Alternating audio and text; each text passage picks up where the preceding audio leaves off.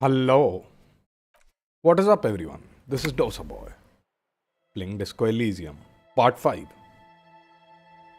देखते हैं गेम कहाँ लेके जाता है.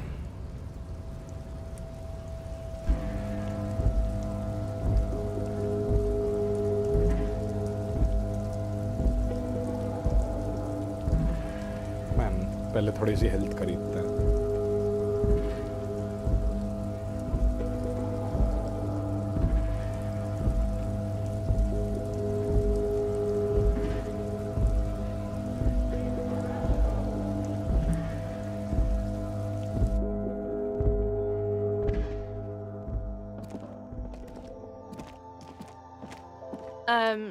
Is this about the questions again?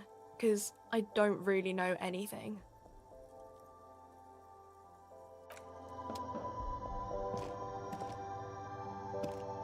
You see several packaged raincoats. The packages are small, discreet, sloppily stacked, making them easy. खाने पीने का किधर है भाई? A small cabinet on the wall is filled with various medicine bottles, nasal sprays, and blister packs. They all bear the same. Okay, here. I hope Saint Baptiste makes you feel better or something.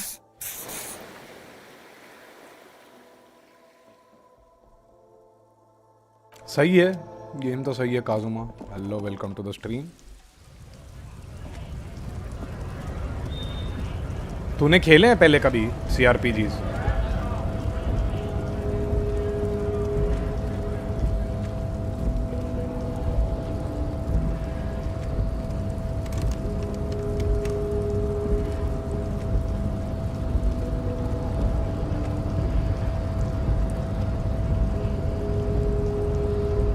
Promising race pupil returns.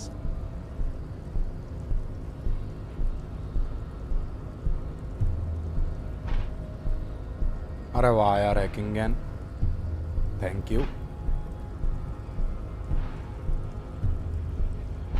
दें इसमें एक लात.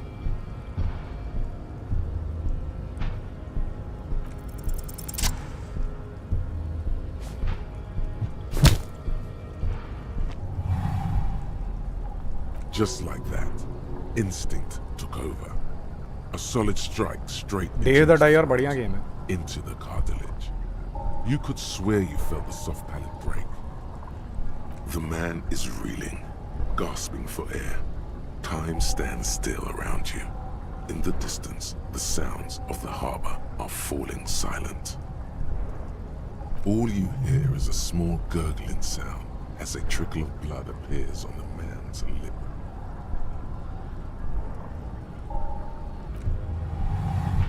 Tatsumaki Senpu! क्या?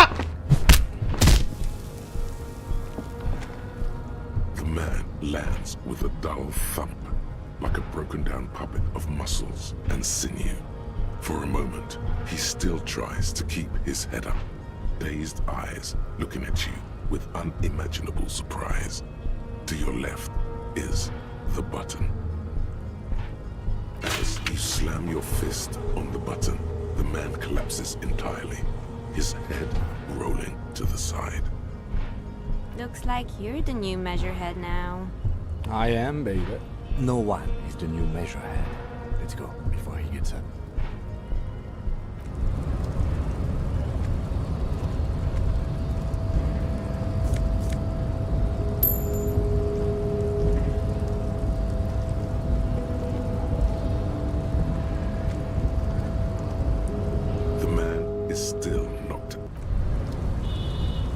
Game cell पे खेलूंगा किसी दिन. खरीद लिया ये गेम, फिर सेल पे खेलूंगा किसी दिन, समझा नहीं।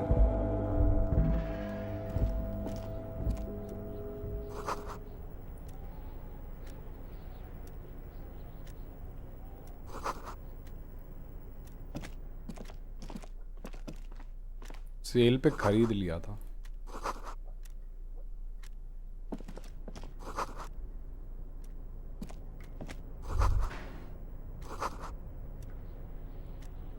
Demand democracy.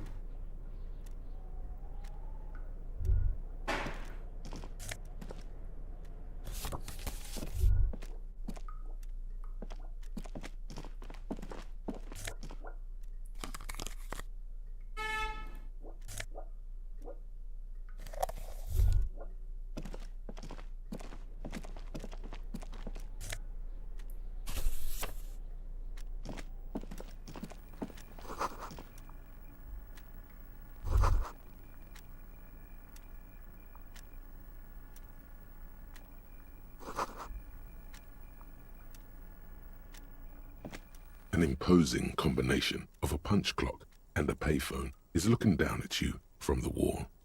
A note on the side says, "Tokens unavailable due to strike. Use change." क्या गेम है भाई, पहले कैसे पता नहीं था। 2013 का गेम है ना, 10 साल पुराना हो गया। Not a big deal man, अब तो खेल लिया ना। The tarpaulin cloak is as your fit.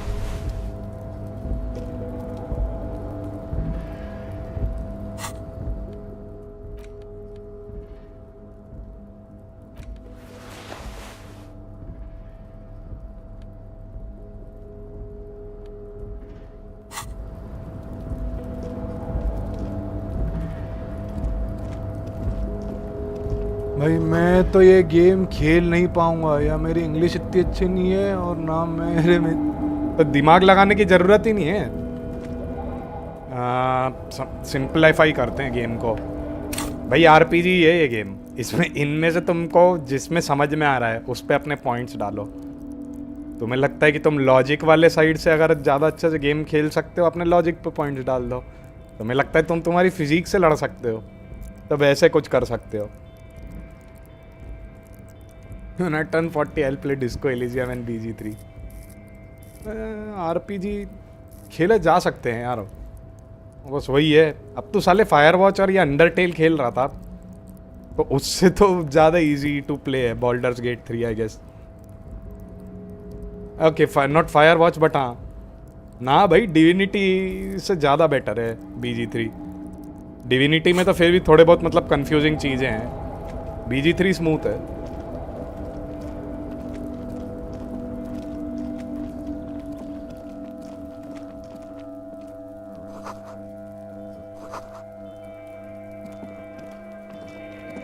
This is the night watchman's booth.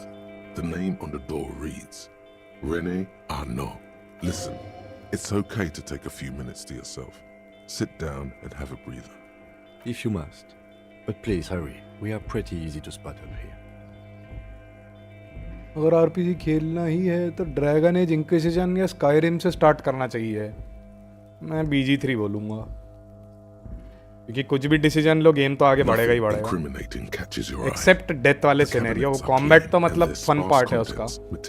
Combat इतना कंफ्यूज नहीं करता जितना उसका आरपीजी, बट वो भी एक बार हैंडल हो जाता है तो मजे ही आते हैं। It's a black and white photo of a young couple out in a street fair. The man is young, dark-skinned, and dressed in a Royal Carabinier uniform. The girl is smiling playfully at the camera. Why did you take that?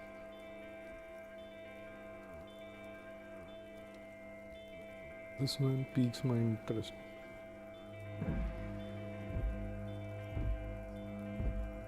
Fine, but let's move. I don't want to be seen snooping around here.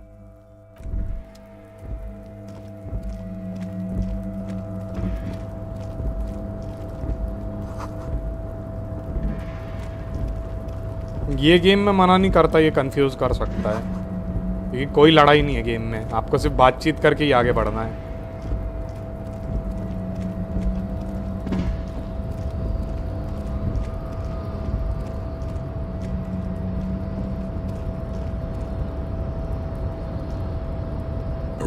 control panel with marsh. On. Arrête. With a loud grind, the crane shifts overhead, moving a massive metal container through the air. 1 से लेके Elden ring तक. यक.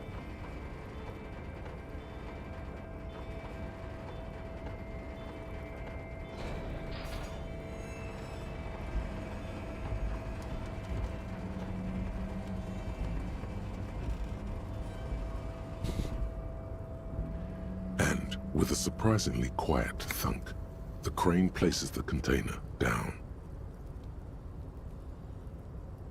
The harbor sleeps as the strike rages in the distance. The crane can rest again, now that its purpose has been fulfilled. हाँ समझ सकता हूँ भाई, समझ सकता हूँ. बाकी भी फिर भी.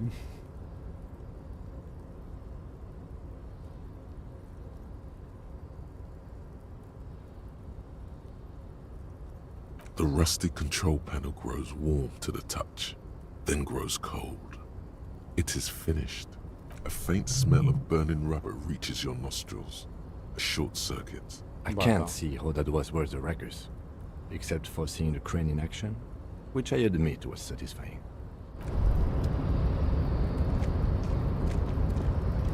जब मैं राइट क्लिक दबाता हूँ तो मेरे को दिखते हैं इंटरैक्टेबल चीज़ें.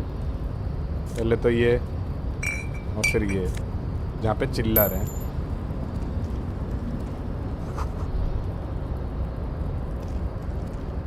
Before you stands a cargo container, just one of many in the yard. Is this like your thing with that wall again? You do? Because I don't. There are a million containers here. Why are you fixating on this one? There may very well be, but we are not here to look for that. We are not here to interact with containers. We are here to get the body down from the tree. You attempt to turn the handle, to no avail. The doors seem to be mechanically locked. To your left, the lieutenant considers your actions with some puzzlement.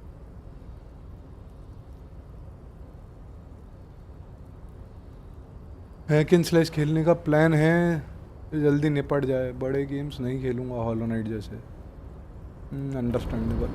काफ़ी time लेता है वो, मैंने सुना है hollow night. End game तो भयानक ही लंबा है,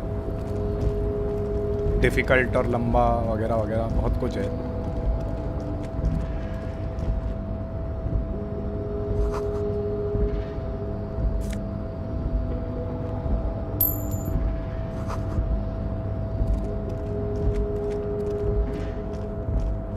खूब सारे चिल्ला. पैसा ही पैसा भाई, पैसा ही पैसा.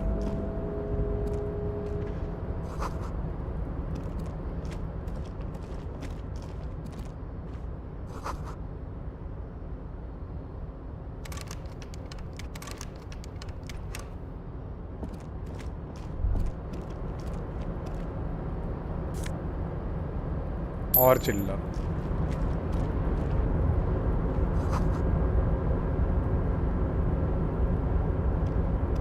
Container, container, I'll turn you nice and red. Container, container, put the logos on. The lyrics to this container song are being made up as he goes along. The accent is so thick, it's impossible not to notice he's Ubi, from the vanishing peninsula of Ubisund on Mundi. Container, container, used to be Walpine. हाँ देखा मैंने. Container, container, now belongs to Everard. Everard, Everard, Everard, he looks after everyone. Huh? Well, hey there. How can I help you, mister? I see you are not a union man, mister. Did you get lost? You're not one of them scabs, are you? I mean, I don't personally mind. Folks is just folks, you know, and folks gotta eat. Just some of the other guys don't look too kindly on the scabbing kind, if you know what I mean, mister. Oh, that one. That should be empty as far as I know. Lots of containers here have nothing in them. They're just waiting to be loaded up. told you. Bayonetta Vanquish try कर ले, platinum के ही हैं Bayonetta और vanquish. Vanquish तेरे को third person shooter mechanics देगा जिसमें hack and slash element है। बेयोनेटा एक post DMC hack and slash है, जब टीम अलग हो गई उसके बाद उनने क्या बनाया।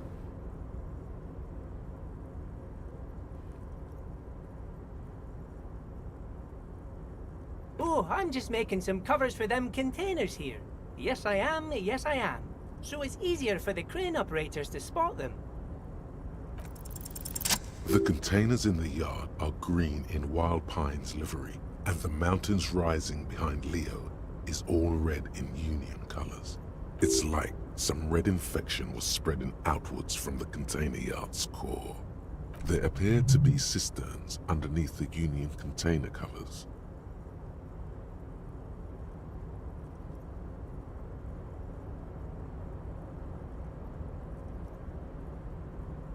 Oh, I don't know, mister.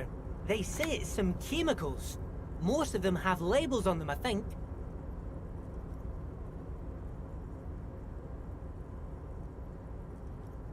No, not really. Mr. Everett doesn't tell me all the big things. Says I go and tell them to everyone. Yes, they are hiding it from the inside. All the red containers have the Debarders Union logo on them. Oh, no trouble at all, mister. No trouble at all. Bye-bye now. सारे ही hack and slash खेले होंगे। कुछ miss करे हैं मैंने, कुछ तो miss करे हैं। एग्जैक्टली याद नहीं कर पा रहा, बट हाँ कुछ कुछ मैंने मिस करे हैं।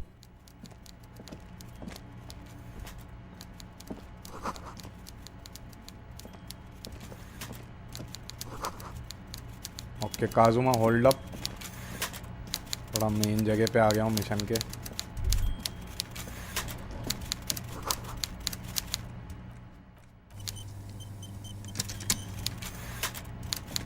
भाई सारे तो कोई भी नहीं खेल सकता, खैर सारे तो कोई भी नहीं खेल सकता यार।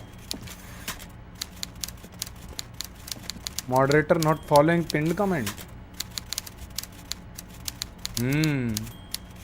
अबे उसकी पहले से एंट्री हो चुकी थी। Before you is a walrus of a man seated behind a large desk. He looks up from his work, not the यार least काजुम bit आप थम जा। surprised to see you. With great effort, he straightens himself up in his chair, yet says nothing. He simply stares at you. With a mixture of expectation and impatience, well bottled. पता नहीं है तो क्या करूं। हाँ अभी तो थम जा, थोड़ा सा ऑब्जर्व कर प्लीज, मेरे को भी करने दे।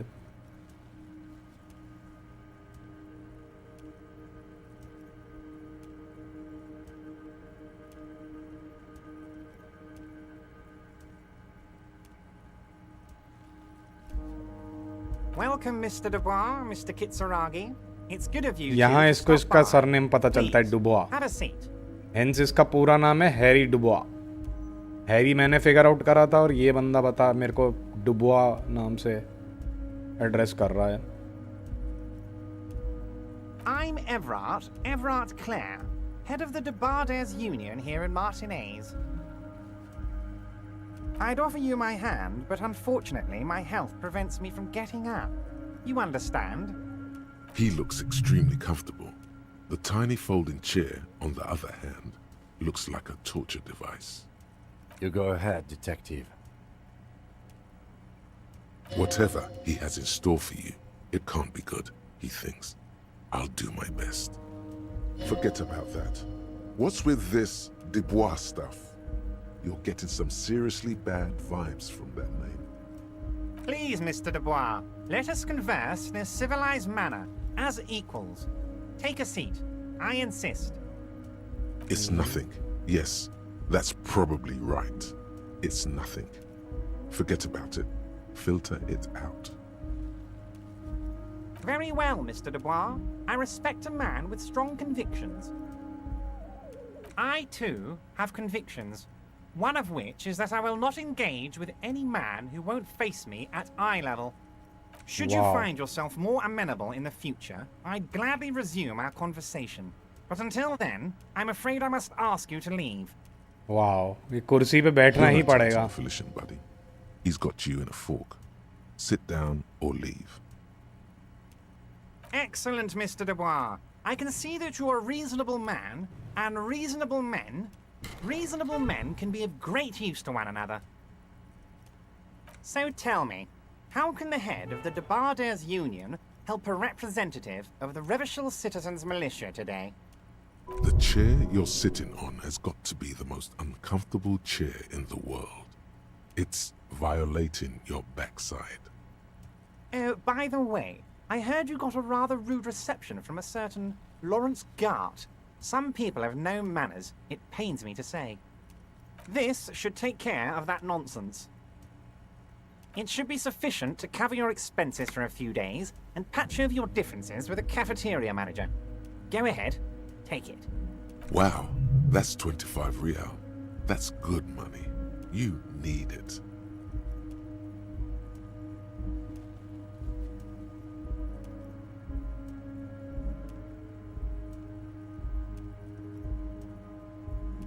Yes, I know Lawrence. He's a real character. No union man in him. A real piece of work, that boy is. With a grin, he points to the checker game.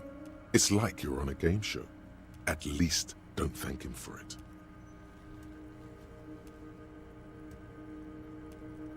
पैसे रखे जाएं कि नहीं रखे जाएं? पहले रख लेते हैं. Is there anything you'd like to say to me? Or...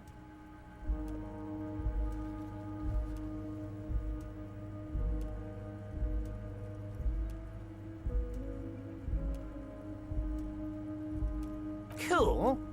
I wouldn't go that far. I'm sure there are cooler things than delivering a comically oversized novelty check to a cafeteria manager. But, sure, if that's what's cool nowadays. Now, I'd like to set your mind at ease about one other matter. Your lost gun. Let me assure you, Union people are on it as we speak. I've got my best hounds looking for that lost gun. His slug-like lips move, but all you hear is an echo. Lost gun, lost gun, lost gun. The world is swallowed by a black hole of fear. Only two words escape its gravitational pull. Lost and gun. When he said, "Don't worry," he actually meant, be very worried.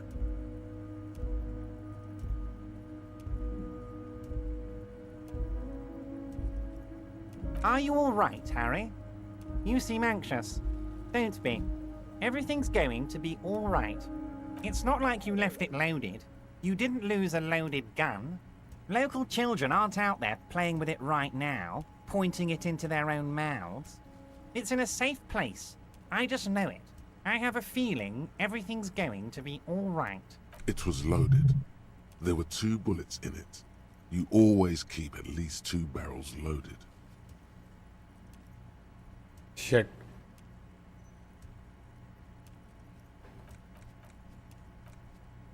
साला इस point पे save भी नहीं कर सकते.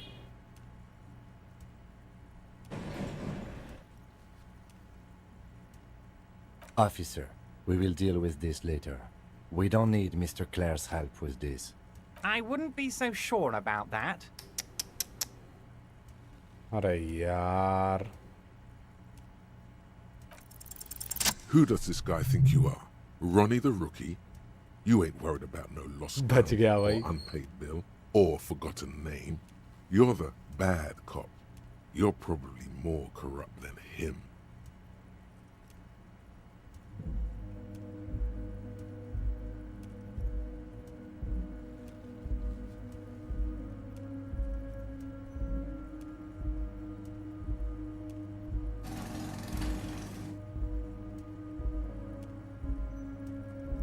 Fuck yes. You're part of the old guard, the ancient guard, the most corrupt, unholy cops in the land. Chill out like the black dragon you are. The fat man does the same, sinking deeper into his chair than one would think is physically possible. He seems to be enjoying your little display. Good. Now lean in with some corruption. That we do, Harry. Let them say what they will about you and me. We're both born fighters.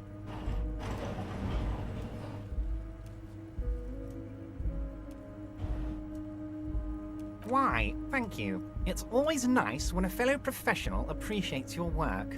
That's it. Now kick back and add a final flourish for dignity.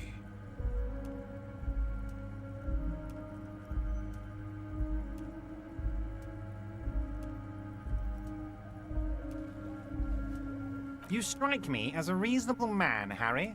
I like that in a law man. हाँ. Let's cut to the chase, shall we? What can Everard Clare do for you? I think we'd like to ask you a few questions. Don't you think so, Detective?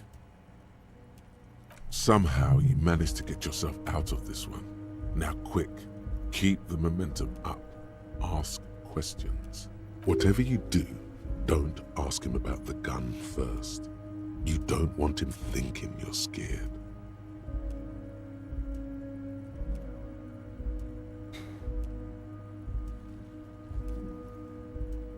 Oh, of course. That's your main thing here.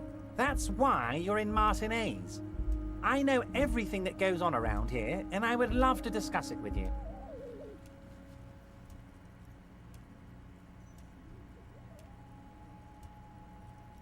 अगर overrated होती तो हर अगला बंदा यही game खेल रहा था, right? I mean, it's no secret that the lynching is connected to the strike. So much to talk about. Honestly, it's been weighing on me so heavily. I understand you need to interview me. But there's a thing that's been keeping me up at night. I want to talk about the hanging.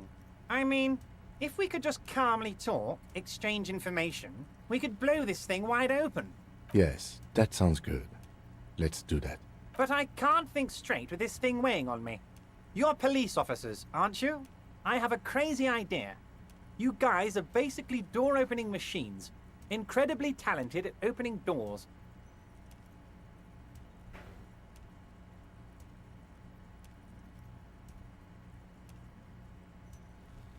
And I'm sure you're going to open this one with flying colors, Harry. This really is very simple, and there's nothing shady about it. An excellent opportunity presents itself, sire. You could win the trust of the arch-liar, pretend to play into his hand. Then, should you wish, bend his efforts towards your own.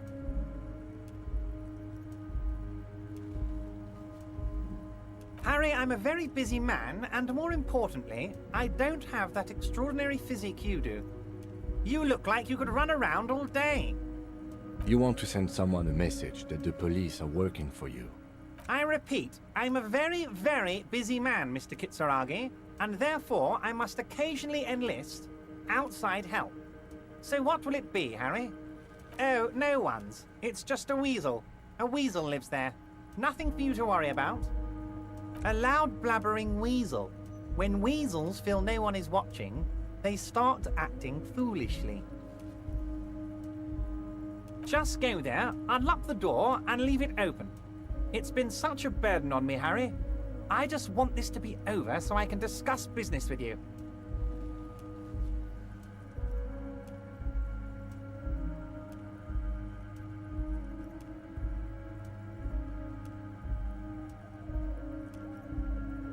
Harry, my dear friend, I am what people call a local bigwig. I know everything that goes on in Martinez. Fantastic, my friend. Just let me know when it's done and we can take our friendship to the next level. You can get the key from Manana. He's down by the gates. Manana's like a free agent in the Union. Special operations. Hardened socialist. A real free thinker too. He'll tell you precisely where the door is. One last thing, Harry. Just open the door. You don't need to go in or anything. I just want that weasel to come home and see the unlocked door.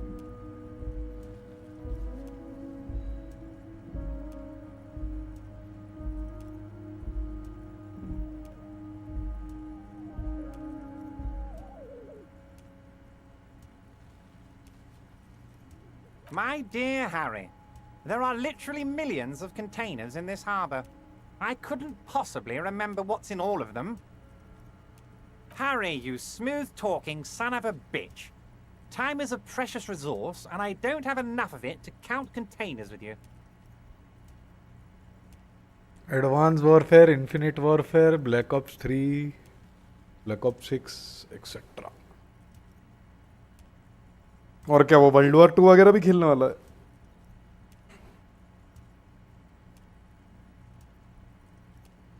Infinite warfare, advance warfare, world war 2 और भी कुछ आया था क्या बीच में? Smooth talking. Maybe that's the way to go about opening the container.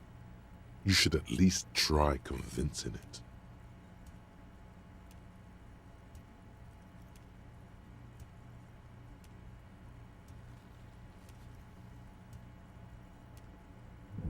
Oh, that's very nice. I haven't gotten around to her yet.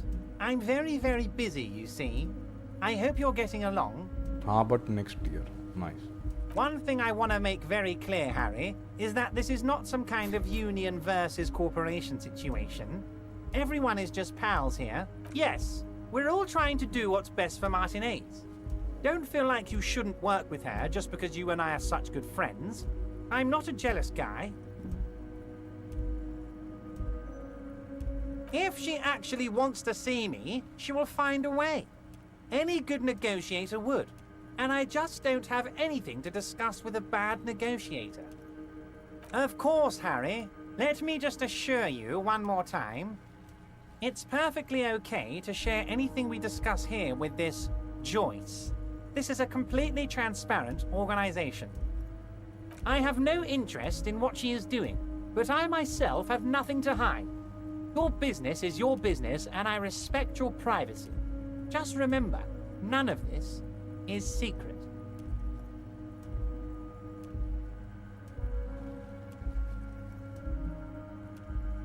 Tell her about all of it. My brother's picture, my singing swordfish clock. Tell her how overweight I am and how I'm helping you find your lost gun. Tell her about everything. Everard doesn't mind. It is rather interesting to tell people things about each other, isn't it? It was nice telling him about her right now.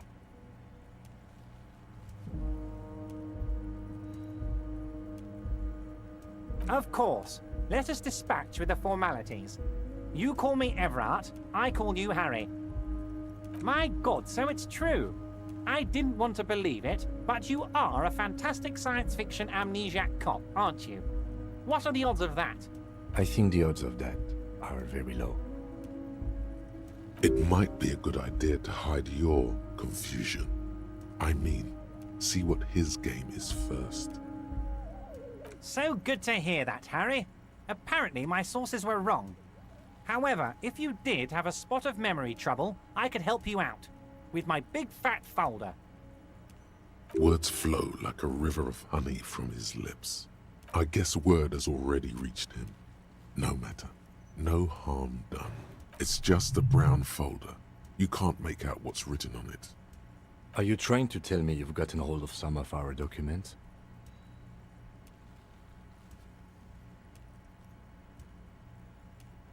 Mr. Kitsuragi, would you mind? Me and Harry are talking about his lost identity right now. Don't just jump to the folder. That's not smart. Shows you're on the edge. Do some probing first.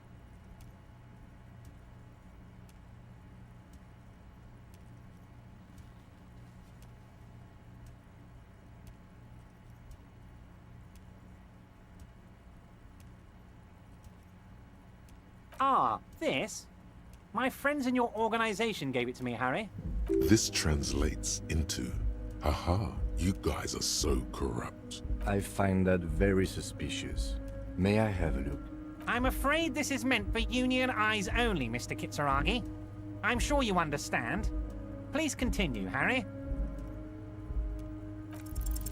As you look at the folder, Everard covers it with his hand and pets it.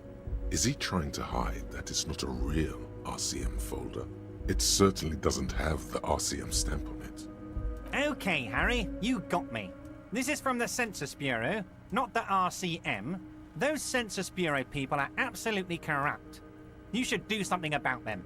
He got the name from the Census Bureau, and everything else from your actions here in Martinez. Combat ना के बराबर है, बिल्कुल भी combat नहीं मिलेगा। सिर्फ इसमें बातचीत करके ही आपको ये केस को सॉल्व करना है। जो अप्रोच आपको सूटेबल लगे वो कर सकते हो। Yes, Mr. Kitsuragi from the Census Bureau. Like I said. जब कहानी में घुसोगे अपने आप समझ में आ जाएगा। So is there anything else I can do for you, Harry? That means he doesn't really know anything about you. A pity. The mystery of you will have to remain a mystery for the time being. Yes, that's what I said.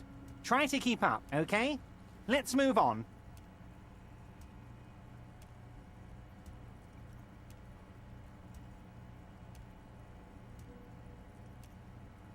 You might have noticed there's one hanging on a tree behind the hostel cafeteria. Oh my. Don't take this question personally, but why would I get involved in this matter? Mr. Clare, the man was hanged with a cargo belt, a steel-reinforced cargo belt. It's safe to assume the Union had something to do with the murder. Besides, getting the body down would benefit all of us. It's a stain on the neighborhood. I can certainly see how having him up there might start affecting some real estate values. But of course, all joking aside, I am going to help you. Jean-Luc, the cop who bested you in physical combat is here, and he has a little dead body in a tree problem. Namely, he needs it to be taken down. Please extend him this courtesy. You can find Jean-Luc down at the gates, but you already knew that. Anyway, he's going to help you.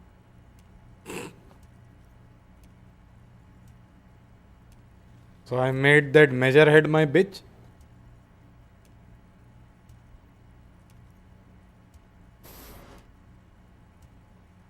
Am I going to ask? Hell, Harry. You spin-kicked my strongest man in the face. I saw it from my window. Would you ask a man like that how he got into your container yard? It was a figure of speech, Harry. Of course I don't have a window. I'm in a container. Anyway, I assure you, I am a very well-informed man. Information reaches me before I even get the chance to request it. Yes, your lost gun. My best men are on it. They're turning every stone, searching every playground, asking kids, grandmas, everyone. Your gun will be found, Harry. Let me assure you of that. It's just a matter of time and effort. The only way to find it seems to be working with him. He might even be holding your gun hostage.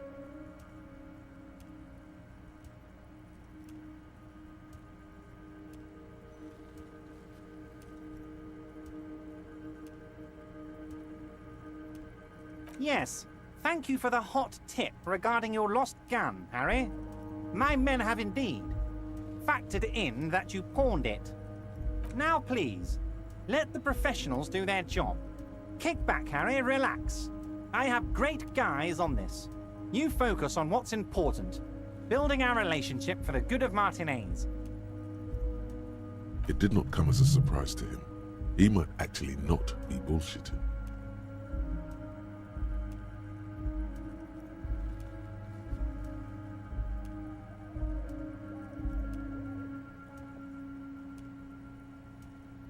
Damn it, Harry.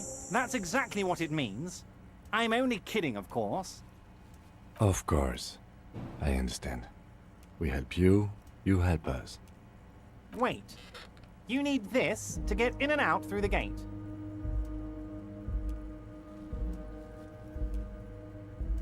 Here, you're one of us now. A real red and white Union man. Take care, Harry.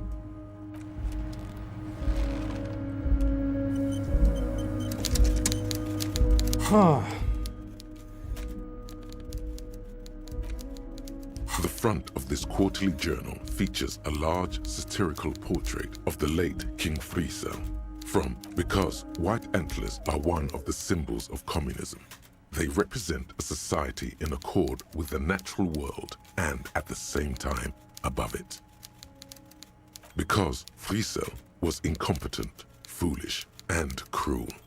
In short, the embodiment of everything the communards wished to overthrow. It's satire, you see. To your disappointment, there aren't any full-color pictures to direct your attention. Just column after column of closely set text, interrupted occasionally by little doodles in black and white. After rifling the pages with your thumb several times, you return to the table of contents. The magazine is divided into several sections. International developments, Kunst und Kultur, and local concerns. Just inside the cover, there's also an editor's note. Comrade, as you know, this journal takes its name from Mazov's immortal expression, du cristal à la fumée. This was his way of describing the way the rigid, crystalline structures of capitalist ideology turn to smoke under communism. But, like the structures of capitalist ideology, we too are at risk of going à la fumée. Unlike many publications which are content to spoon-feed their readers reassuring drivel, La Fumée is committed to telling the radical truth, even when that truth may drive away potential subscribers. Only 4 issues in, and it sounds like they've already alienated their readership. So please, if you value our radical Mazovian perspective on contemporary politics, culture, and international affairs, please consider subscribing today. What do you expect? It was laying around the office of the Debarders Union. They're probably bankrolling the thing. You flip back to the front of the magazine. The table of contents unfolds before you. This section includes a long, tedious critique of the latest round of free trade negotiations between the EPIS nations and the Free State of Semenine. You also skip over an article about heavy fuel oil smuggling along the Messina border. Something about bear wrestling in Samara, book riots in Yugograd. Whoa, whoa, whoa. Bear wrestling. Flip back to that. It seems to be part of a new public fitness initiative in the People's Republic of Samara, SRV, devised and promoted by none other than President Kenejinsky himself. And they are talking about the Soviet Union. According to this extremely credulous account, Uncle Sport, as he's affectionately known to his people, has recently decreed bear wrestling the national sport of the SRV.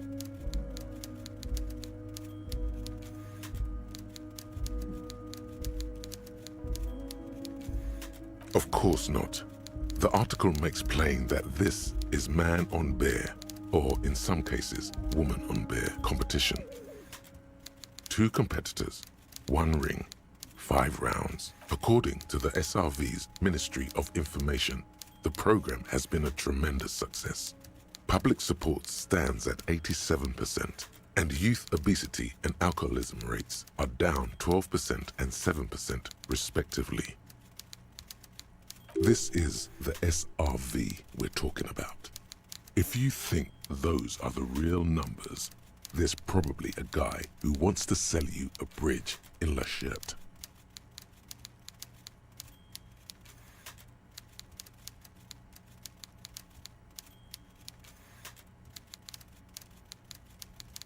That's very much the idea. President Kenejinsky has long maintained that a strong body is the best defense against capitalist aggression.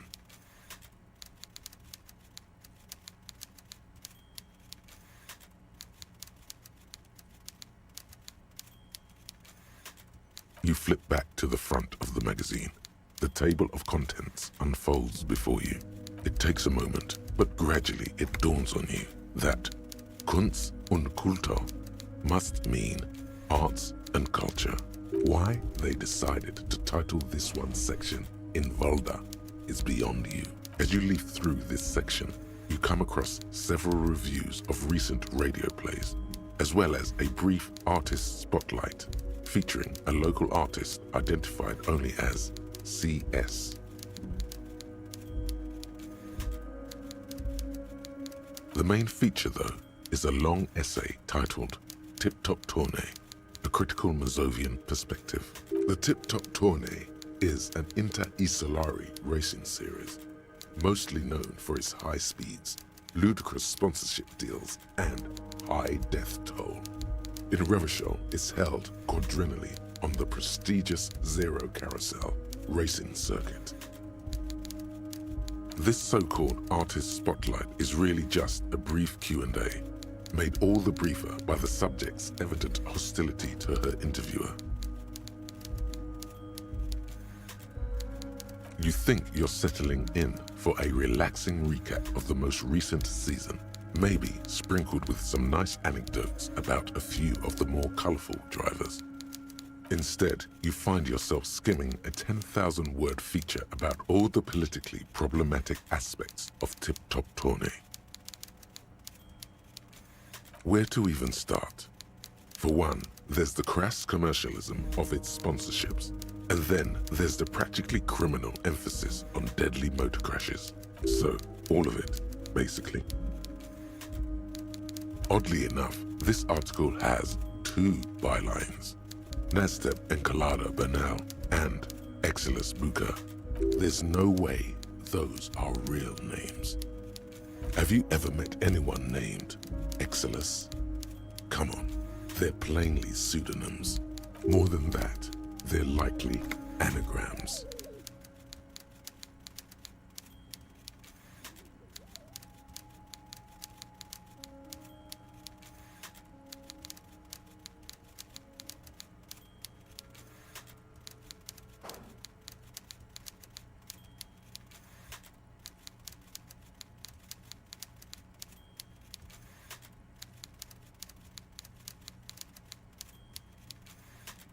Under capitalism, the article says, every pursuit has its price. Every pleasure, even one as elemental as the joy of racing others around a track, is reduced to an advertising opportunity.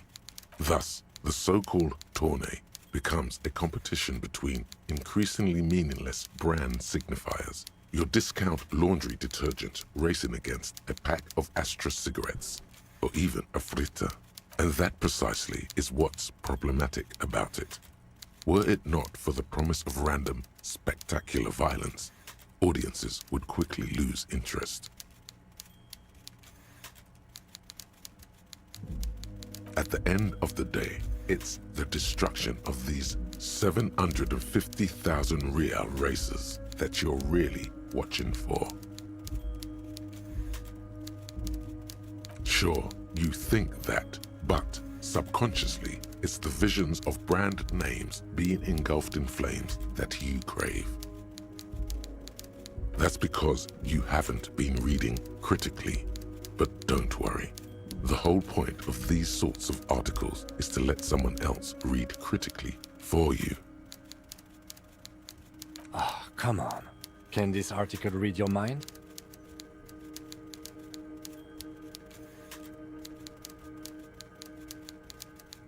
Well, there you have it. No reason to get hung up on the pretentious ramblings of a few young men. If I had to wager, I'd say they've never even seen the inside of a motor, much less a motor race. I take whatever they write with a large grain of salt. You flip back to the front of the magazine. The table of contents unfolds before you. Unsurprisingly, much of this section is taken up with articles declaring unqualified support for the dock workers' strike. You skim the headlines. Paint the harbor red and white. Martinez tames the wild pines. A city in revolt. First we take Martinez, then we take La Delta. Finally, there's a brief article by the writer, G. Martin, accusing the owner of the Capeside apartments of illegally attempting to evict certain communist tenants simply for not having paid their rent.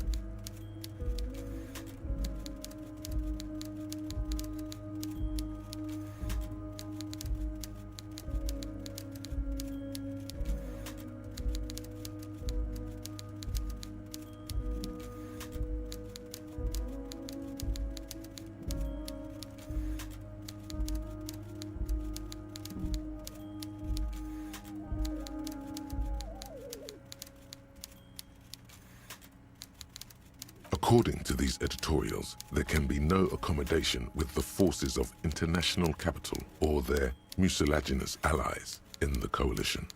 Judging from the context, it's something very large and fundamental. You should probably know about it already, honestly. You flip back to the front of the magazine. The table of contents unfolds before you.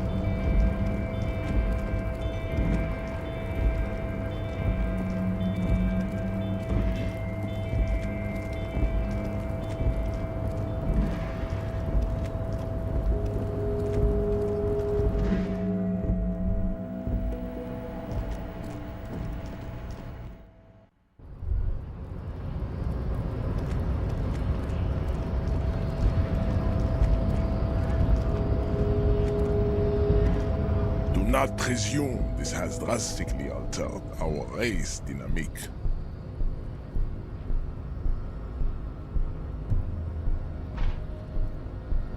Our personal dynamique has changed. A little.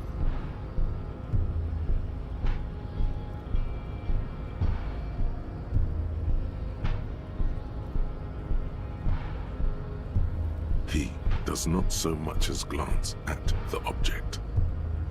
Stop showing me your pathetic cup. I have no interest in it. He had nothing to do with it.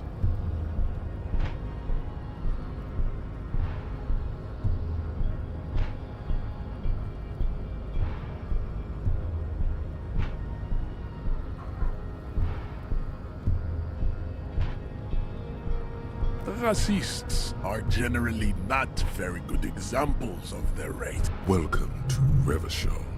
He must think redheads are immigrants. I am not like them. I am craniometric perfection.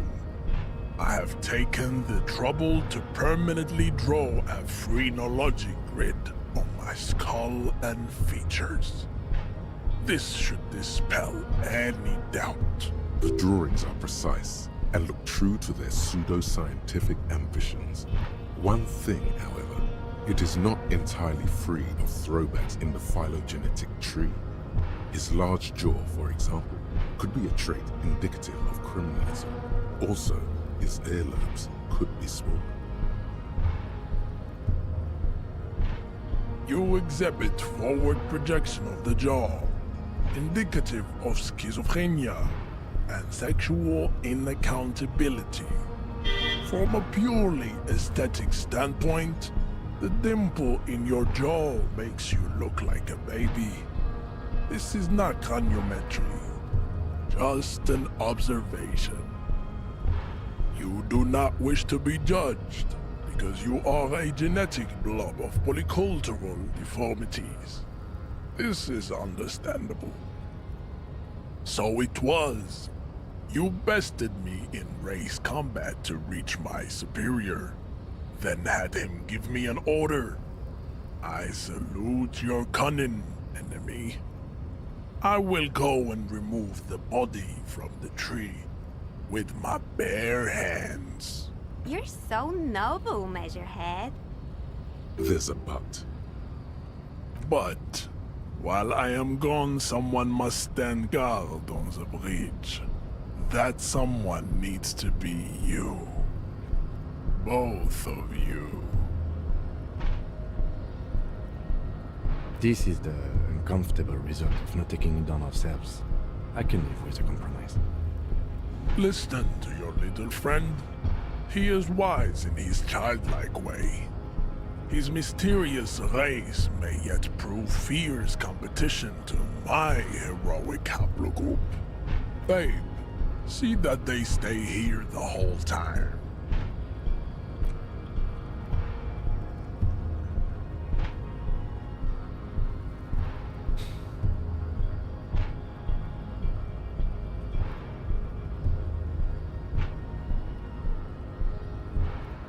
The woman's gaze follows Measurehead as he leaves. So, you guys are like cops or something?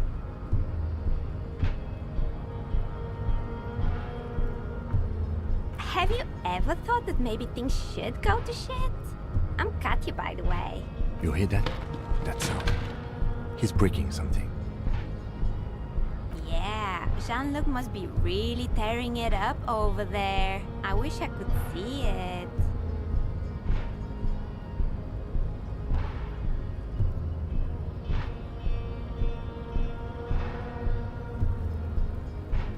Look at you! RCM rent-a-cops! Guarding that bridge like Evrod's lapdogs! Is this where it's at now? The RCM is for sale! And who are you? What is your business here? Why are your clothes 4 sizes too small for you?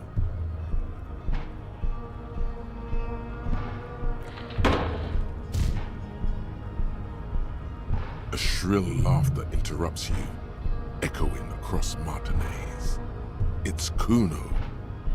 Then, the man turns to look behind him at the behemoth appearing around the corner, approaching him, walking past him.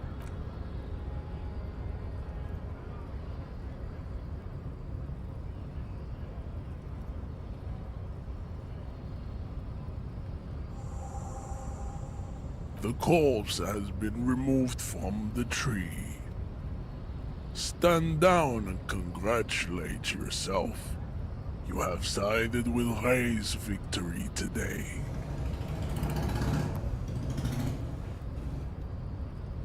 Farewell, ham sandwich. You are a Union man from now on.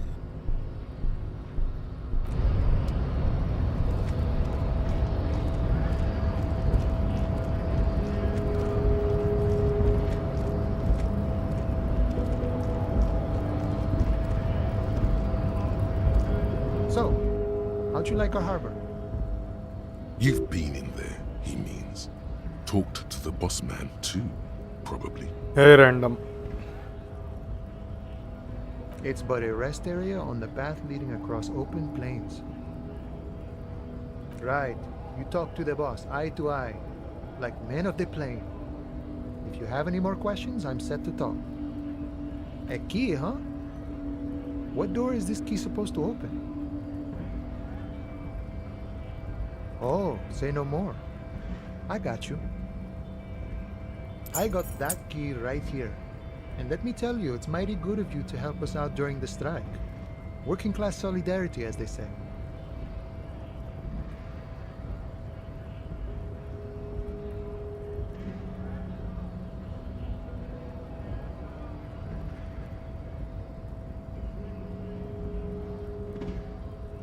Oh, so the none of the above type, are you? I get it, I get it. I like to keep my distance too. But it doesn't... What you're looking for is a basement door behind the greenhouse. That's behind the whirling in rags. That's all I know. Our organization is what you call compartmentalized. Means we keep out of each other's business.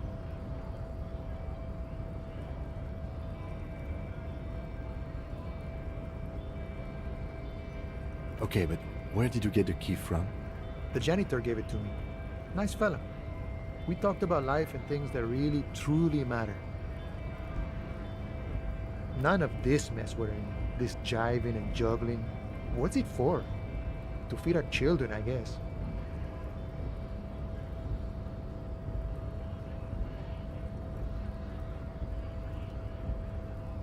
I'm more of a philosophical dock worker. I like to talk about the big picture stuff. Who I am, who you are, what we are fighting for. He means he's not going to tell you cause he doesn't know. But he will shoot his mouth off with you now that you're working for Everard. The mercenary, eh? Who could have killed him? That's indeed the question. Why even do such a thing?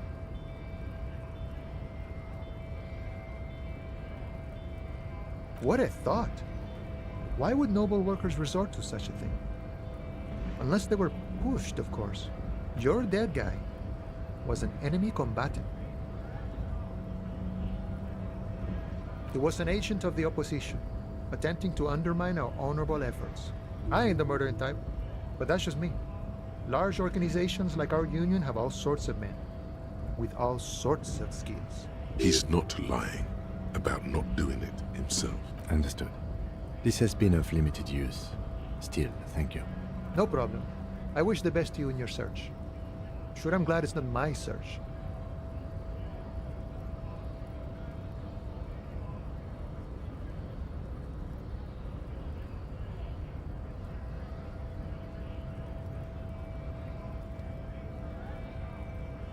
Los Ardis? They're an independent militant group. A bit too high-strung, but it comes with the responsibility. They're sort of like you. Preserve the rule of law and all that. Except it's Everard's law. But really, they're just like you.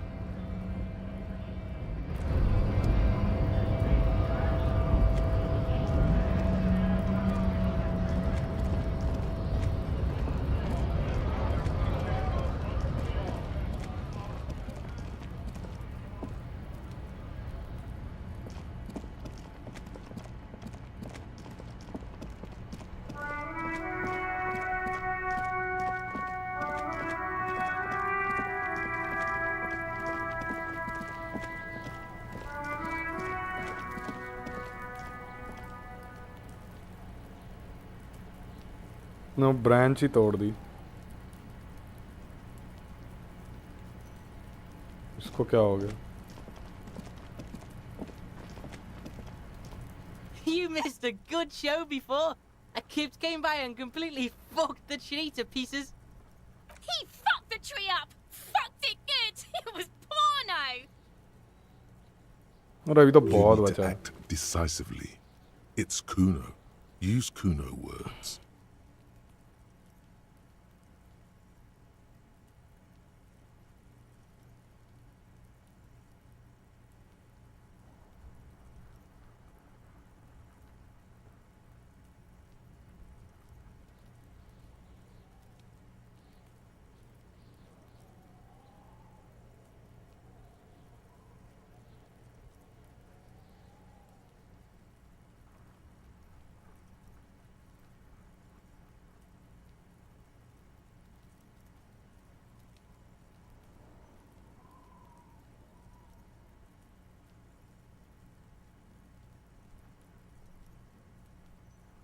Watch out, Kuno! He's trying to crawl up your ass! Kuno knows which Kipt Kuno meant. Kuno knows all the Kipt. Kuno's dad's a Kipt expert.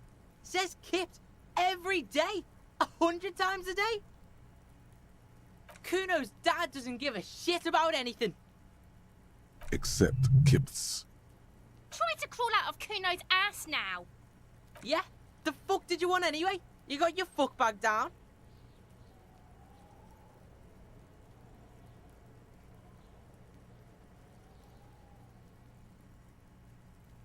Kuno doesn't fucking care.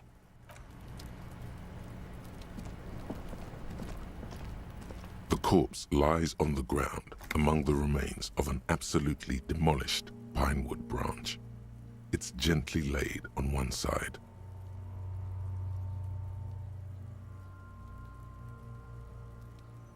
Mr. Measurehead has done a good job. Nothing is too broken or compromised. The victim is ready for a field autopsy. Yes. 1. Investigation of the scene. 2. Initial examination of the victim. 3. Field autopsy. 4. Transportation of the body to the morgue. We are on number 3. The RCM's 4-phase murder scene processing manual. The fuck are they on about? Cop's gonna cut his shit up!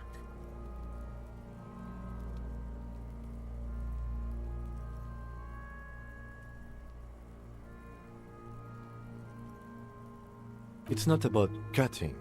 And no, you and I are detectives. The honorary rank of detective signifies our ability to handle the entire incident chain, from autopsy to cleanup to social work.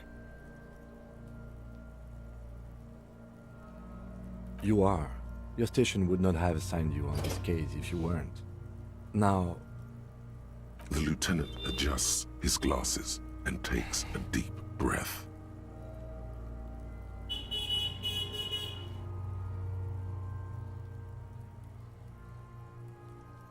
I thought we decided to leave it to processing.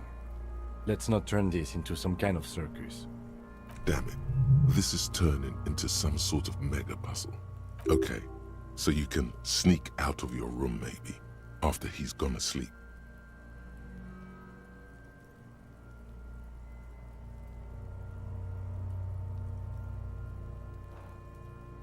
Shoot, Looney Rooney.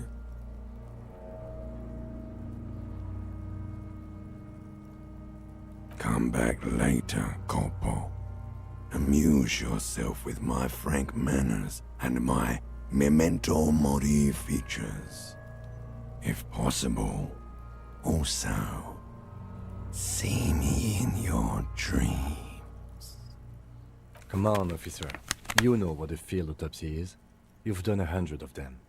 What you do know is, at 18.9 kilometers, the dormant shield volcano, Corpus Muindi, is the world's highest summit, and the failure of the 38 single, Epui Descent, to crack the top 20 was the death knell of disco.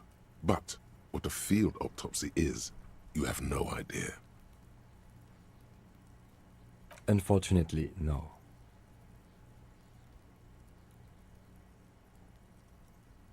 They are better than nothing. Tell you what, I perform the anatomical side of things while you will take notes.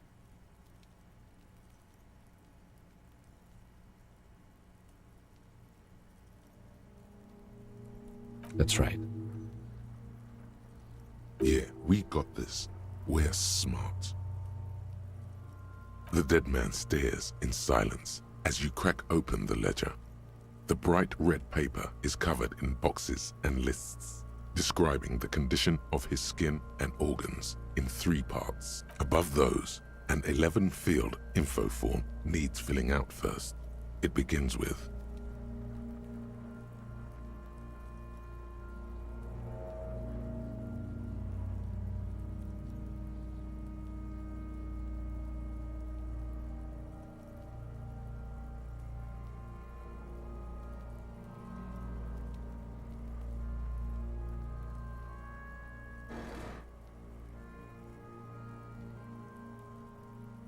No, let's fill out the info form first. That's you.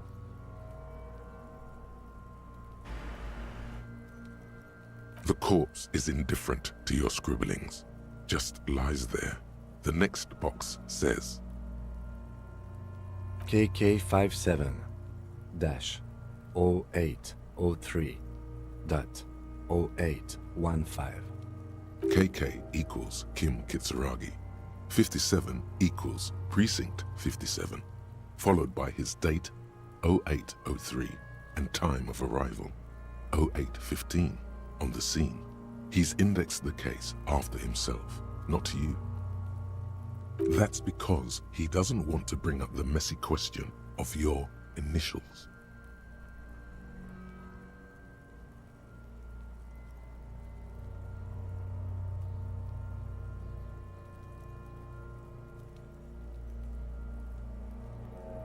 And what would that make the alphanumeric?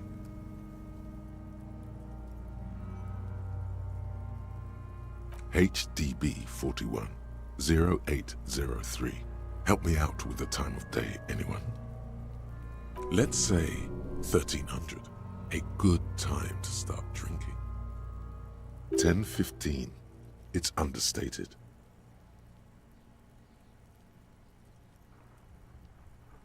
Good. Let's go with that. NA. Next. NA. Roughly 50. Dry 40. The damage is so extensive, it's better to err on the young side. He nods. Mondial. Fair to olive-skinned, from the Isola of Muindi. This is as vague as it gets. You might as well say whitish. The pudgy mess of curdled meat looks neither mondial nor anything other. Fucky! Male. Pigs can have sex! Nor does he look male, with his pregnant belly and indistinguishable face. We're still going with March 4th. 51. What else? 9. Body identified by is non-applicable. 10. Case number is the same as the coroner's case. HDB 41 0803.1300 listens, motionless, with the cargo belt still around his neck. Only one box remains. None. At least not after the initial examination.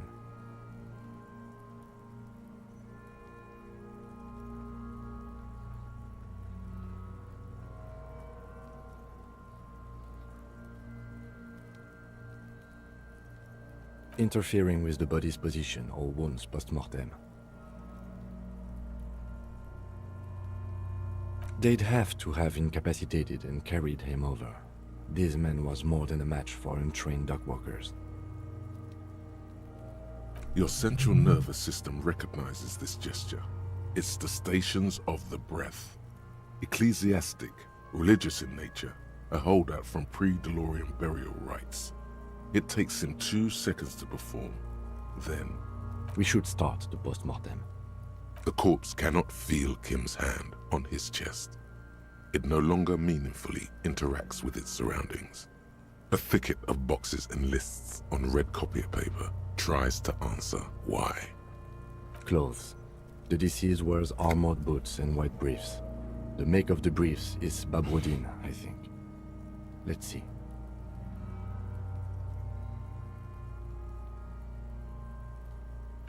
See, it's happening. Babrodin, yes. Inexpensive. Size M. Color white.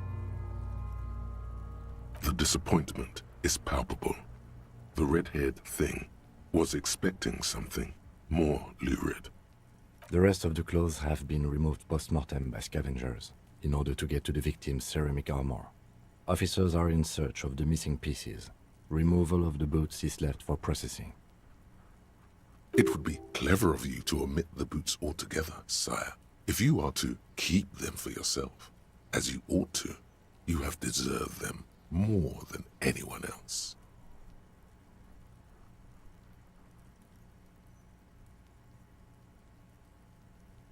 Patience. After the autopsy, before the body is taken away, there will be a window of opportunity. After the lieutenant has gone to sleep. I hope this has helped you, my liege. The boot has a serial number. It's E50.100.100. The lines between the plates are in the shape of the alphanumerical. The number is purposefully concealed by the design. Tattoos.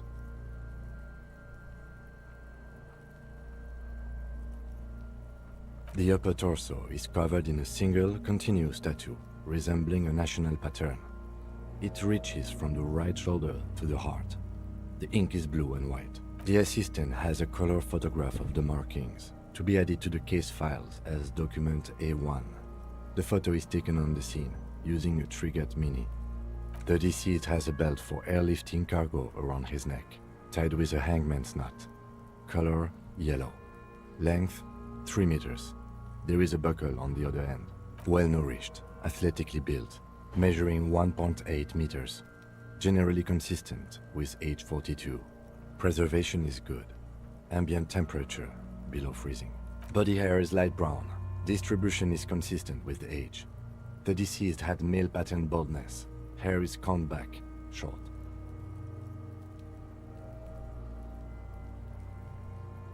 His hair feels wet, soaked with rain, cold to touch, not that different from a living person after a swim. The stench is suffocating. Strands of dark brown hair start sticking to your hand, like thread off a rag doll's head. There's brilliantine in there. He's combed his hair back with oil.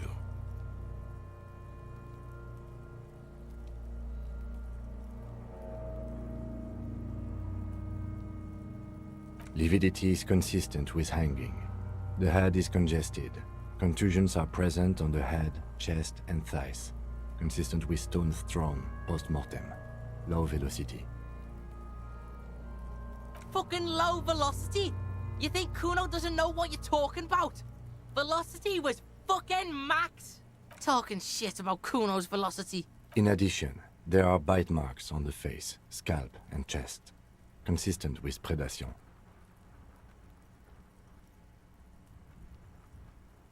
Bite marks.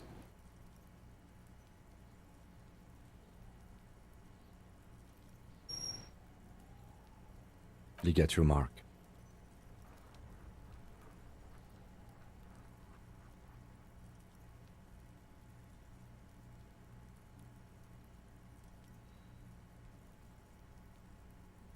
The steel wiring.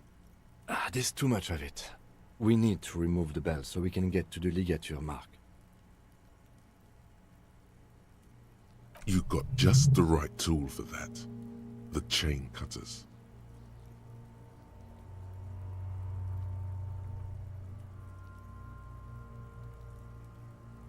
Always good to think ahead.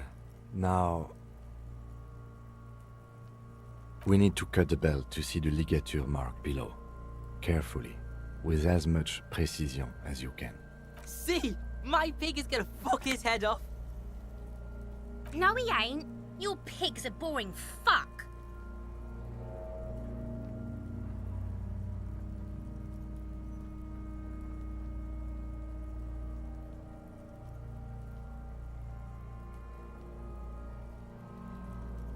The belt is equally tight around the whole circumference of his neck, swelling over the edges like white bread rising from the east. The knot is the weak spot. The chain cutters fit in there. Steady now, like a flower arranger. 2 cuts and it should come loose. After some deliberation, you sink the cutters into the knot tying the belt together. You squeeze the rubber handles together, sweat forming on your brow. Snap! The knot is slashed. Another cut and the belt falls apart like a flower bouquet, revealing the dead man's neck and the dark red ligature mark around it. The rope rises to a point, leaving a gap in the ligature mark. The suspension point is in the back of the neck.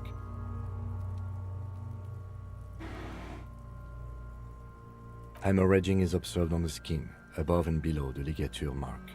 The mark is well pronounced, consistent with a drop from 1 or 1.5 meters. Chest is intact, normal contour. Abdomen is protuberant, pelvis intact, genitalia...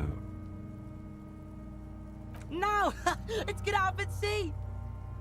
I fucking knew it! Genitalia is male and unremarkable. No evidence of injury. Back is symmetrical and intact. Upper and lower extremities are intact, but asymmetrical. There are combat injuries on the right hand, thigh, and hip. In addition, I see smaller, residual scars, too numerous to count, covering about 30% of his skin. From wounds sustained over 2, maybe more decades, dispersal and accumulation indicates long and active combat duty.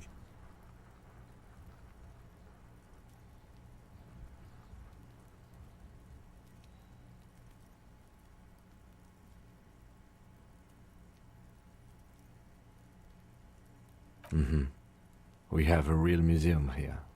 Of battles, wars. Last item. Hands. The hand is surprisingly heavy to lift, filled with decay liquids. Feels as though it could explode if squeezed harder. You're suddenly repulsed, so much so you feel compelled to drop it. Hands are clean. No sign of injury from struggling. I was. Maybe I'm just not seeing them. Honestly, this stench is making it hard for me to think at the moment. Ooh. That's all for the external. Well done. What next? Central nervous system.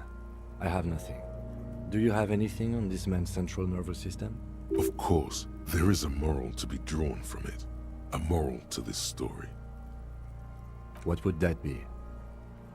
The dead man looks, too, with barely contained excitement to hear the moral of his story.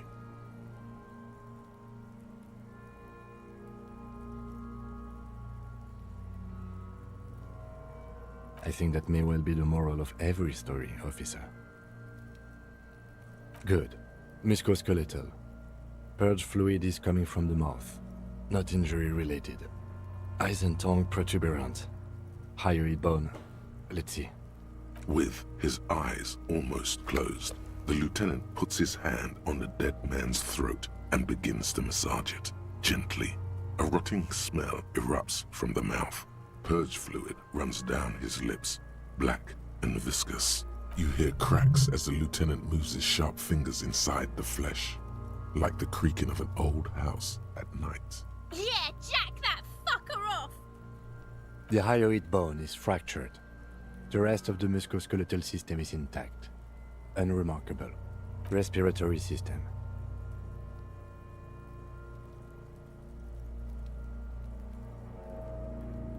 Oral cavity shows no lesions. The victim has received dental implants, possibly after a combat wound. Mouth swollen, hemorrhaging present in mucosa of the lips and mouth. No scream, no sigh of relief rises from the darkness inside. It's humid there. Sickly sweet air, unlike anything living.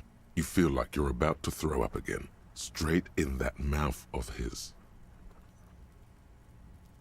It's hard. Once more, you taste inside. You see darkness. Just a mess of meat and hemorrhaging present in mucus. Hepatobiliary, Na.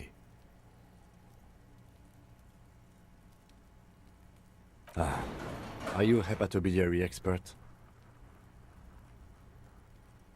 Hepato means liver, and biliary, the gallbladder and bile ducts.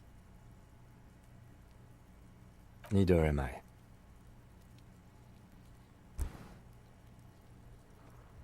Same for toxicology and serology, Na. Unless you have untapped reservoirs of knowledge there? Reservoirs? No, but do they take obscure trivia and odd tidbits?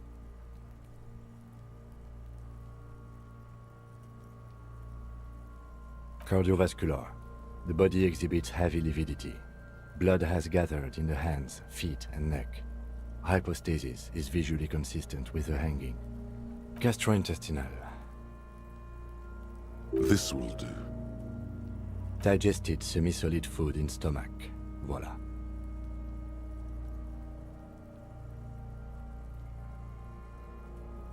What's next on the list? Let's see.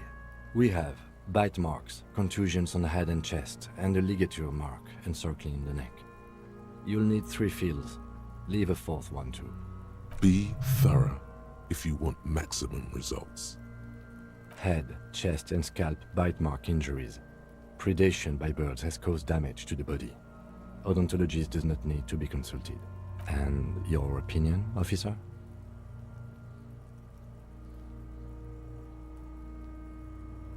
Fatal injury by seagulls?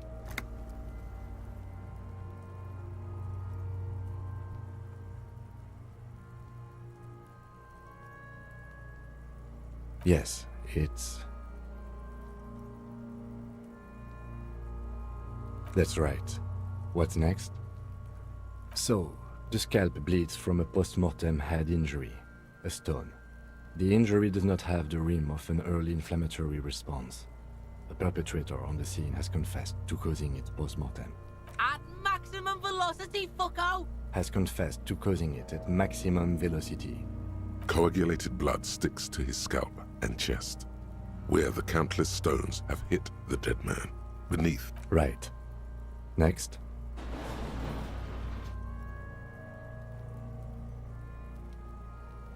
A dark red abraded ligature mark encircling the neck, with a gap on the nape measuring, let's say, 7 centimeters. The hyoid bone is fractured, the cervical column intact.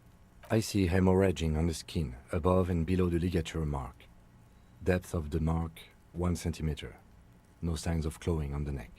Below the note, 2 customary boxes wait to be ticked.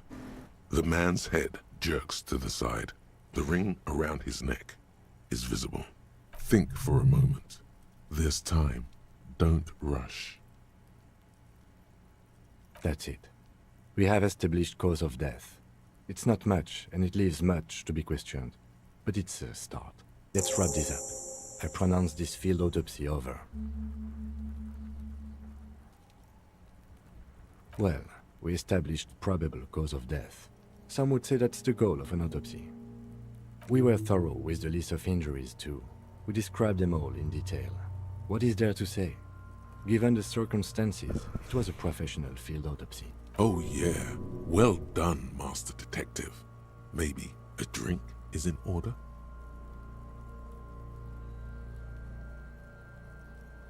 I need a copy of that autopsy form. Then I will drive him to Faubourg for processing. You tilt your head, also looking at the corpse. I'm sure we didn't get everything. There's always something.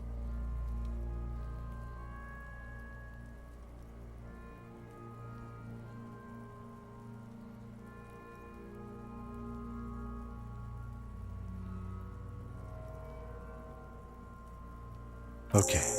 I need a little help for carrying him to the holding pen of my kinema. I can take care of the rest.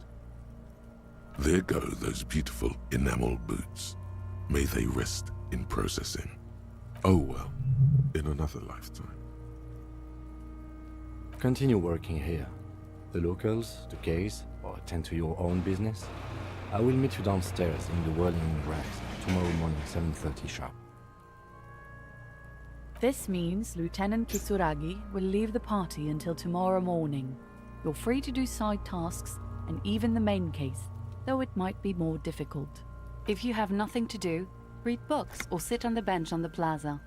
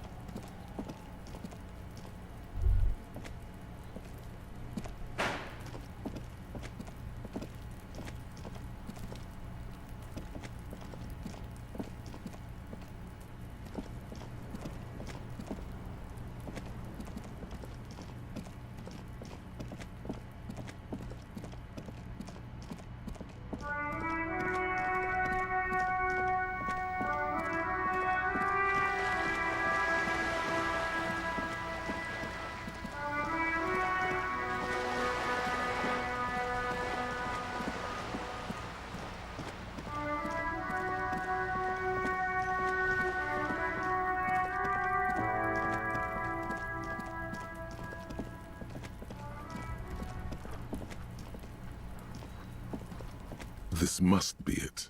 The basement door is weather-worn. The copper nails holding the upholstery in place have turned green from sea air, and there's a knocker shaped like a lion's head. The leather upholstery is worn and rough against your jaw. You don't hear any movement. In fact, it's oddly silent in the yard around you. No birds chirp. You knock silently. The upholstery muffles the sound. No response comes from the apartment. You try to be as silent as you can. It takes a bit of rattling of the handle to loosen the bolt. Finally, the door unlocks with a small clack. Thoughts race through your head. There might be important information in the apartment. I mean, there might. As you hold the open door, you can feel the air moving. A little draft, a whistle.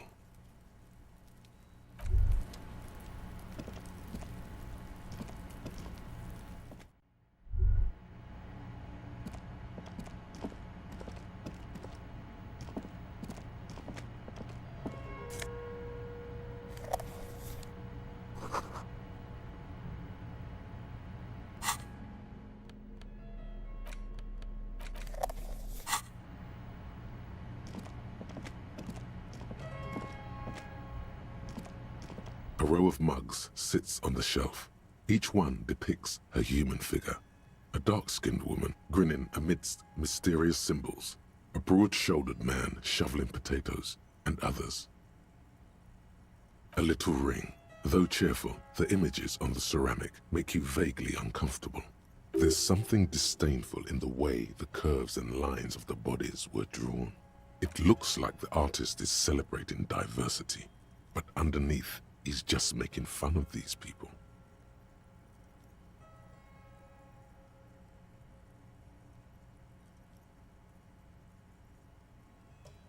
You ain't gonna change someone's mind by calling them a bastard. Yes, your broken mug friend would feel very much at home here. The same humor, the same mocking lines. The owner of this collection could be dumping his trash in the Whirling's container. An interesting little clue. Let's see where this goes. Clues have a way of magically connecting to other clues down the road. Perhaps you should break into apartments more often. Who knows? Could be. But this clothes in a trash lead doesn't really seem like it's going anywhere. Still, good thing to keep in mind. You could ask Everard who this person is once you're done here.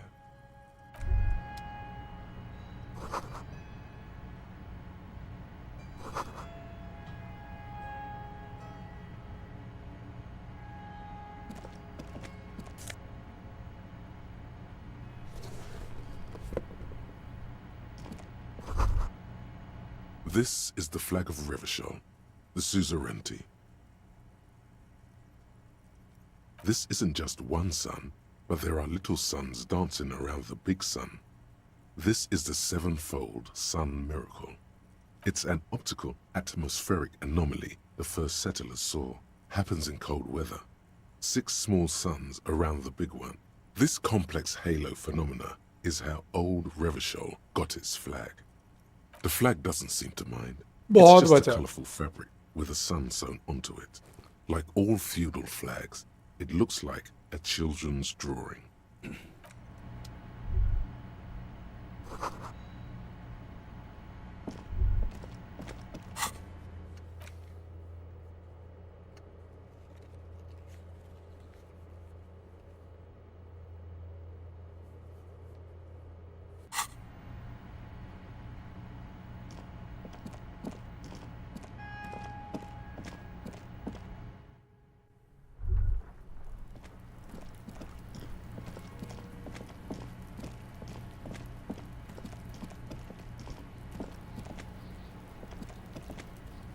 Trying to sneak up on me. Apparently, she doesn't like people. Logic error. She's... Pip's come to take me out. Trying to snuff me out. Then why are you sneaking up on me like that? It's not a good idea to scare me, pig. Not a good idea at all.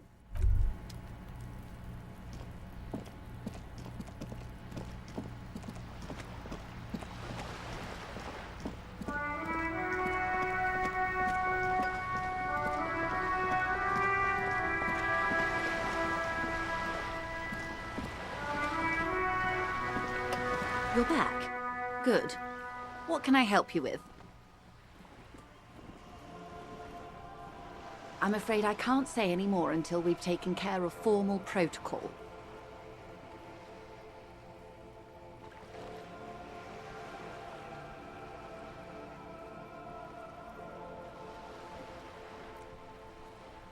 Of course. But before we do, officer, let me be perfectly clear. The situation is extremely volatile. The sooner we can speak about this lynching business, the better for all of us. Everything. Right up to, but not including, trade secrets. First, you'd have to repeal the Emergencies Act of Trade in Aliments. That gives me the right to silence. It's quite the octopus. The octopus that straddles Revachol, the Emergencies Act, is the cornerstone of post-war Revachol, inseparable from the world it created.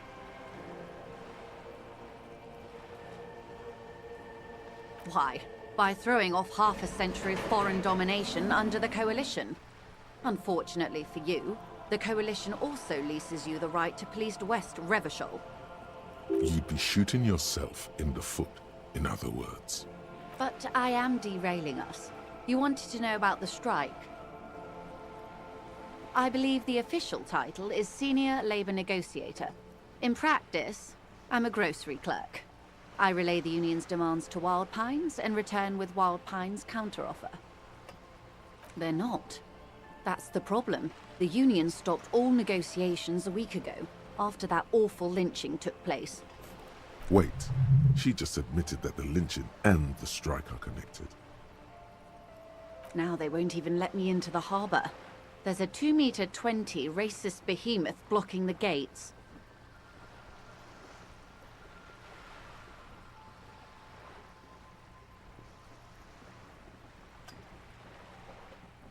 Yes, I believe there is a connection, but that's a subject for later.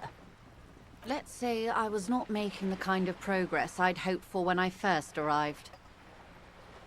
I arrived 3 weeks ago. Yes, in the middle of February. The bay was still partially frozen then. I prefer to do these things on site, like the RCM. I wasn't the original negotiator here. I took over after Mr. Gaumont hit a wall with Mr. Clare, the union boss. Mr. Clare refused to speak with Gaumont despite concessions he'd granted the union in prior negotiations. The union won significant concessions, including overtime pay and a medical plan. This time their demands are more, I guess you could say, aggressive. Ludicrous even. It's meant.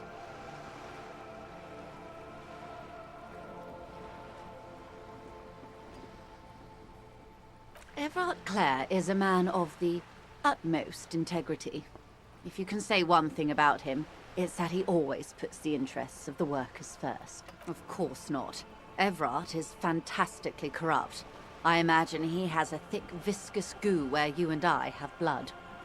If you were to prick him with something sharp, you could see it oozing out. A knife, maybe? No, a rapier.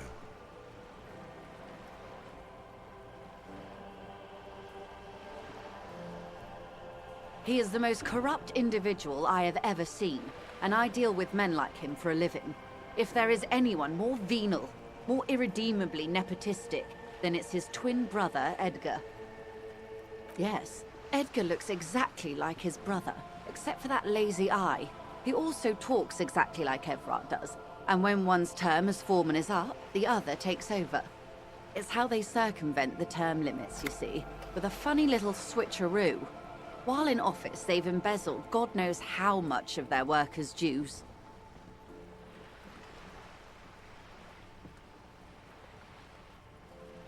The Débardeurs Union was once a perfectly normal institution.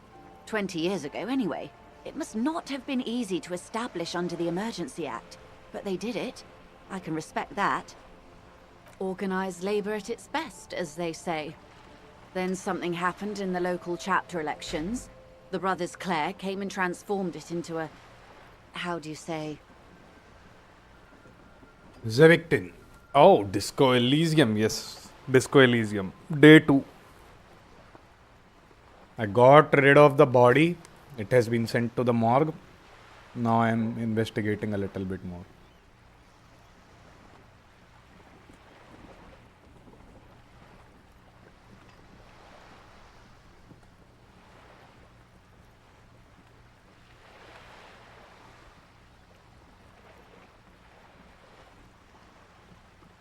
Or a mob.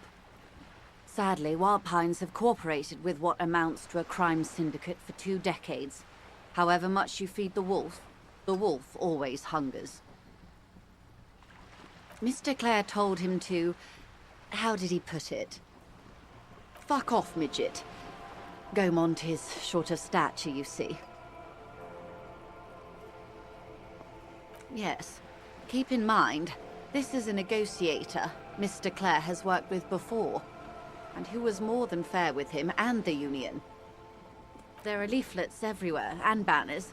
What did they say again? Every worker, a member of the board. Most of the workers probably don't know what that means.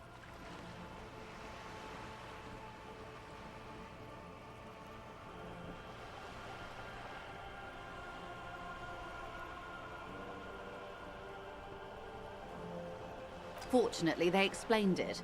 Every time the Wild Pines group makes a decision about anything, it needs the signature of each of the 2,200 workers in its Martinez terminal.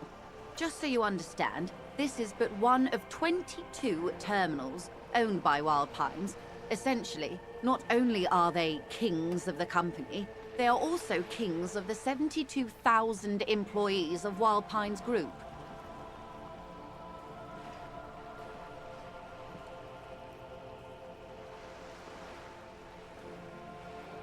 I'm not sure. Naturally, I assume that was just their opening position. A hard-nosed tactic with a side of mockery. But there's been no follow-up, just the same nonsensical slogan repeated over and over again. And now, people are getting lynched, I hear. Behind the whirling in rags. A disastrous situation if there ever was one.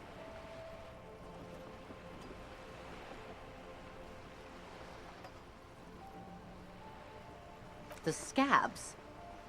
You mean the huddled masses of Jamrock, come to plead for work where the Union refuses to? Don't let her answer it herself.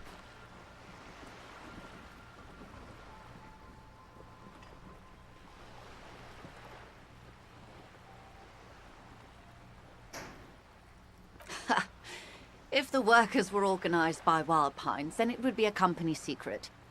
I could not share it with you. Not yet, at least. It's implied. She's open to discussing this matter with you at a later occasion. I'm glad you asked. There was a woman, the previous forewoman of the Union. She disappeared, yes.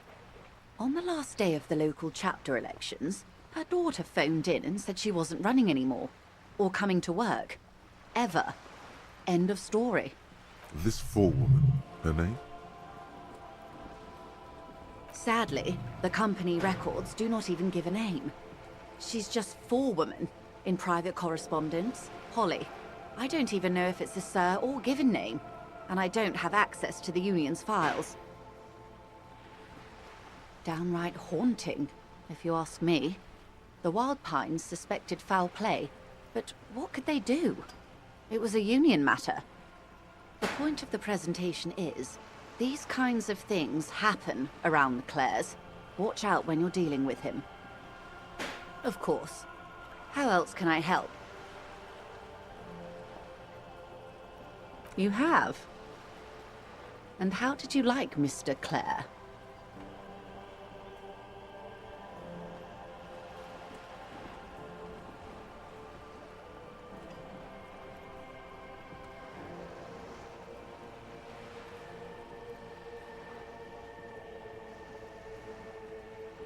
Oh, come on now.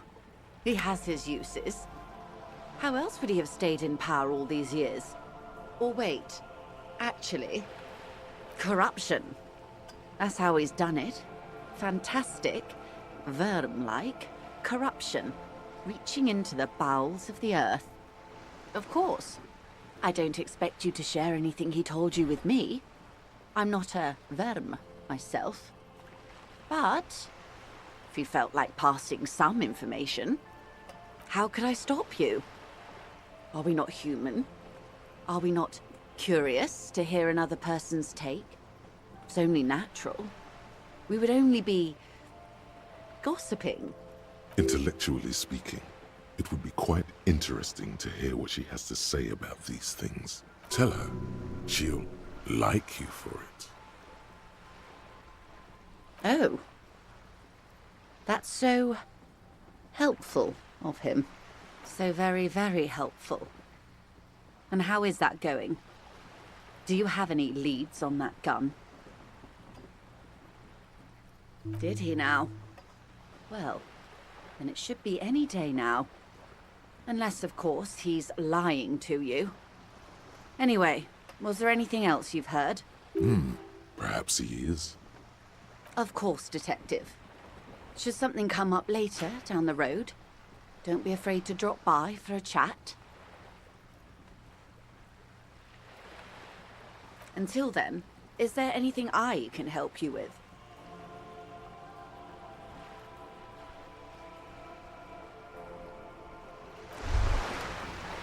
It's clear you like the hard stuff, Brota.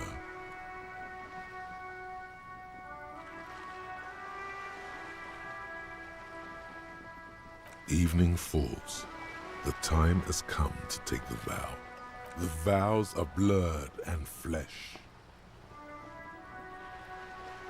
Lower intestine, the term is metabolic and circulatory system.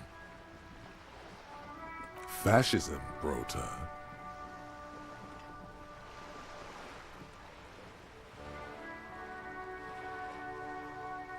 You're going to keep your views, right? Keep your views, Brota.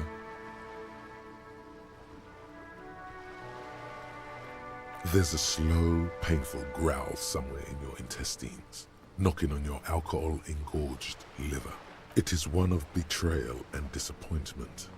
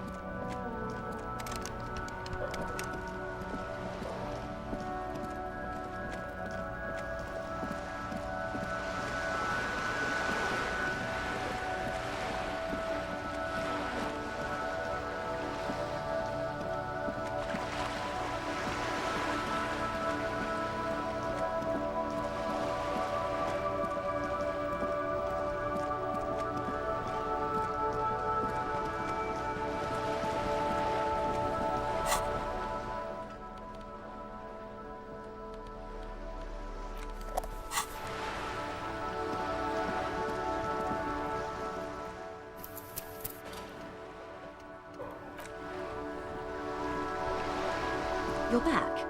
Good. What can I help you with? I'm afraid I can't say any more until we've taken care of formal protocol. Feelings will guide the way. I assure you, it is no small matter for me either. We all share the responsibility for disarming this situation.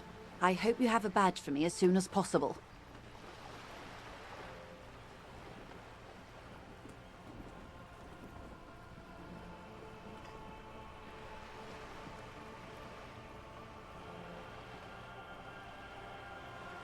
She's silent. The wind flaps the sail above her.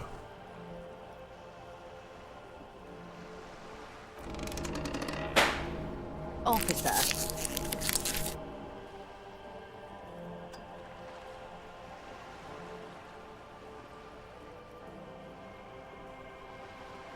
You know, I don't mean to sound cold, but if you want something, you have to give something back.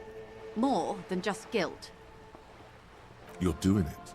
Despite your own best efforts, you're still getting it. Somehow. I'll be frank with you. If I'm going to break protocol, I need to be able to justify it to my superiors. They're going to want to see something tangible. The Union is conducting drug trade out of the harbor. It's an open secret in Martinez.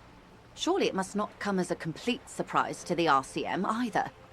Perhaps it's time to look into it. Or you can find your badge, which honestly seems like a lost cause. It's quite straightforward. Someone is using Terminal B to smuggle raw ingredients from the Samar and Isola into Revachol with the Union's blessing. Wild Pines has suspected it for years. Meth and dextroamphetamine, GBL and various synthetic psychedelics. Honestly, it might be quicker to say what you can't make from the stuff.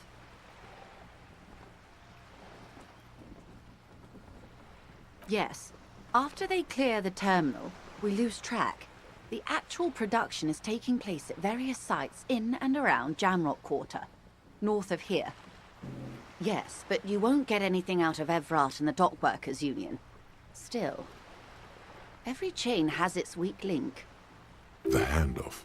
The motor lorries at the roundabout.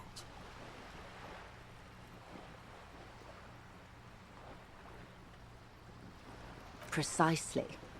Someone needs to move the ingredients from the harbor into the city. Once they reach Jamrock, they're distributed to a network of local manufacturers well beyond our grasp. But in transit, they're vulnerable. How convenient that they're stranded like beached whales at that roundabout. Perhaps you've noticed that a number of lorries are tangled in a traffic jam at the roundabout just now. Interview the drivers who are still hanging about. One of them might be waiting for a crucial shipment. Her irises are light green, like the river Esperance in bright daylight, upstream where it's clearer. I'll be explicit. If you find this driver, I will share company secrets with you. Uncovering Union secrets could also give you... Two might even be connected.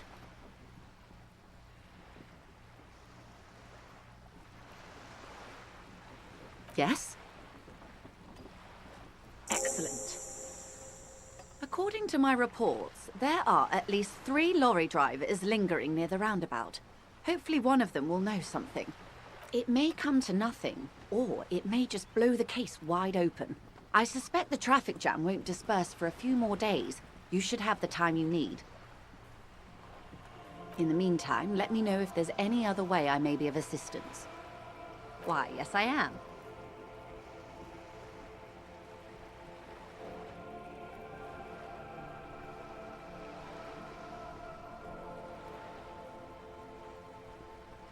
Officer, I assure you I'm a highly qualified pleasure craft operator. The crowns of her teeth are porcelain, white as the boat's hull as she smiles. Her nonchalance might be related to something called the Wayfarer Act, a law that says she doesn't need a license. Sly fox, you're not aggressive enough to harass her further on this. Of course there are. We're on an archipelago. How else are you supposed to get around? Yes, we are. We are on Le Caillou. Technically, the neighboring Ozone and Fas Alamer island groups are archipelagos, while La Caillou, by contrast, is a single fertile landmass, the fourth largest island in the world. It is not an archipelago.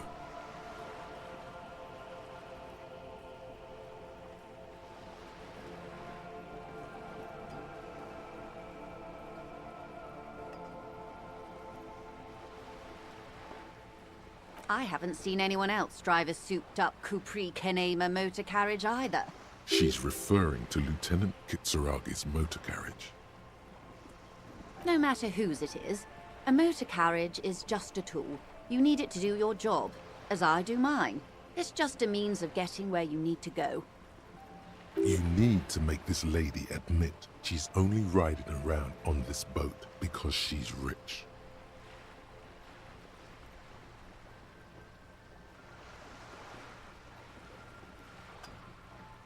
Why what? Stop thinking. Take her down.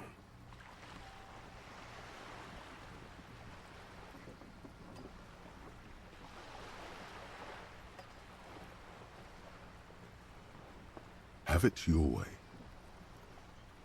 Good.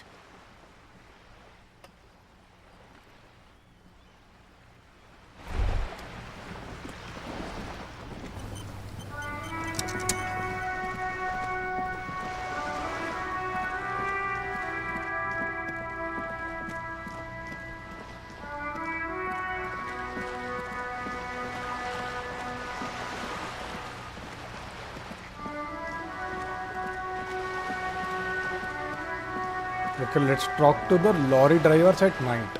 पहले अपन fishing village चलेंगे.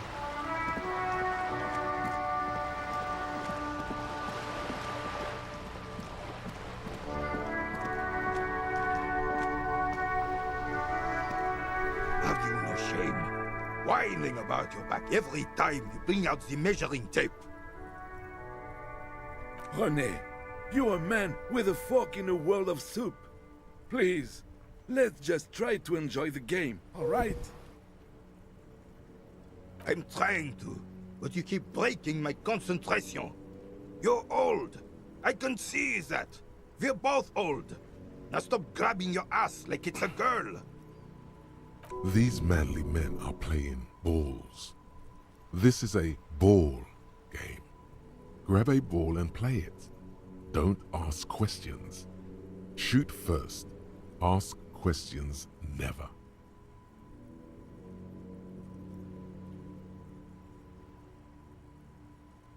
That's the spirit. Don't even waste your breath asking about the game. They wouldn't know anyway. They're way past their prime.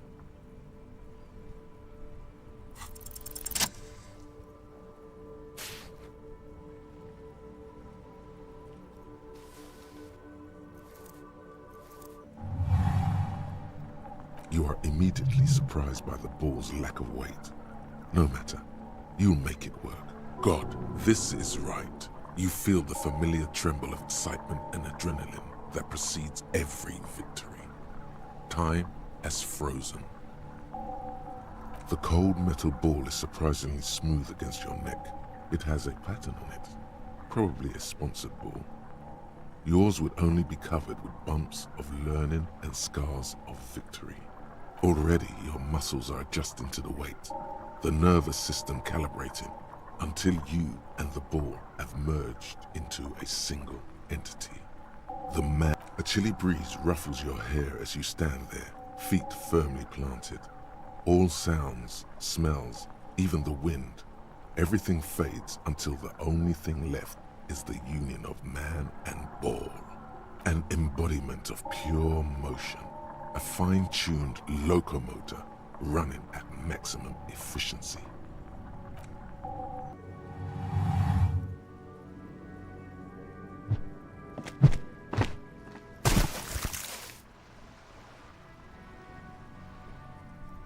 Merde! Bordel de merde! A whorehouse of shit? It wasn't whorehouse of shit. The shot was at least 23 meters, probably 24, and then some. Nothing to be embarrassed about. What the hell is your problem?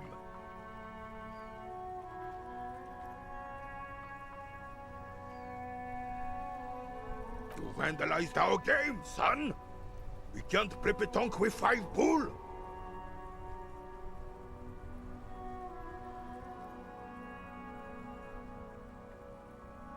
Well, it damn well isn't. It's pétanque. You ruined a pétanque game. We want our bull back. Take it easy, René. This is just a misunderstanding, isn't it, officer? No harm done. Of course there's harm done, you orange slug. You owe us a goddamn bull. Will this... No, it will goddamn not. Thank you, officer. This is really something. Honestly, I think it's better than our old bull, even. Mon Dieu. All right, fine. What do you want, officer? Yes, why did you come here? It's unlikely they know anything about the murder. You never know. He might know something. This is a good vantage point.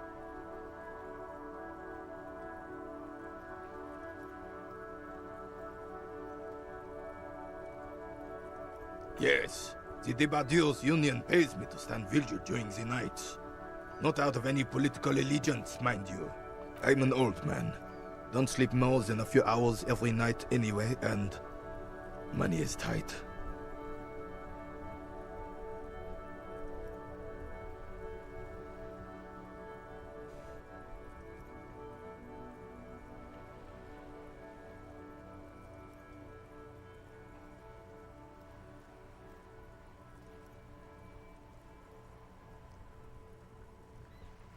Yes, it does. Unfortunately, I wasn't working that night. Been on a 2-week leave since last Monday. No one. The boss has been unmanned since last Monday. There's no other guard. It's just me. Yes! It's not actually an issue. I mean... Look, officer. The container yard doesn't actually need a guardsman. Never had one before René. Monsieur Claire had that booth built specially for him. It's mostly decorative. The possibility of someone being in there is enough to discourage any ill-minded individuals. Evrard created this job for René because he knows the Royal Carabinier's pension of honor and PTSD isn't something a man can live off. A decorated Kingsman collecting tear reflects bad on the whole neighborhood. His words.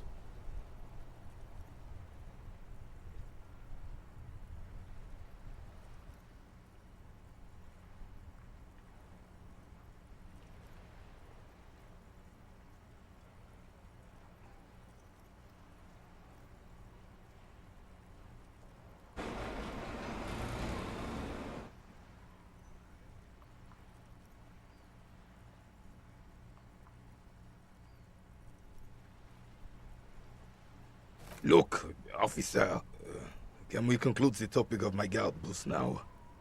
She is nobody. This is none of your concern, and I refuse to discuss my private affairs with the RCM.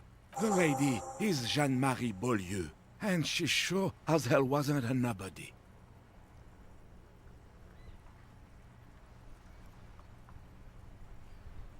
Yes. Like I said, I would be up anyway, so might as well keep an eye out. It keeps my senses sharp. Unfortunately, I don't. Unlike most of the locals, I have no qualms about assisting law enforcement, but this affair has passed me by completely. In Martinez, the Union is the law, so can you really blame them?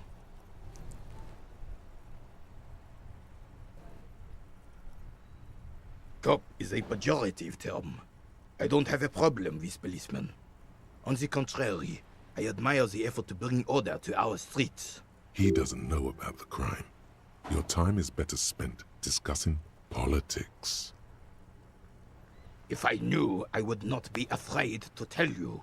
I simply don't. I am an old man, not a coward. The daily business of the riffraff no longer concerns me. 'Tis true, sire. He knows nothing. Yes. The terrain here provides an interesting variety to a familiar game. I do. Fire from heavy artillery. Why what? Because that's what happens when communards hijack your country, execute your supreme leadership, and turn your capital into a slaughterhouse. You use heavy ordnance to clean up your home. Commies, communists, socialists, anarchists, call them what you like. They just chose the name to feel special. Senseless sentimentality. Sadly, no. It was the foreigners who brought them to their knees. We fought valiantly. Too valiantly. So valiantly we got licked. Should have fought dirty, like they did with their suicide sex cult propaganda and mad anarchist women strapped to shrapnel bombs. We didn't though, and we lacked caliber. God bless him, but the suzerain's cannons simply weren't big enough. It was probably a bit more complicated than that.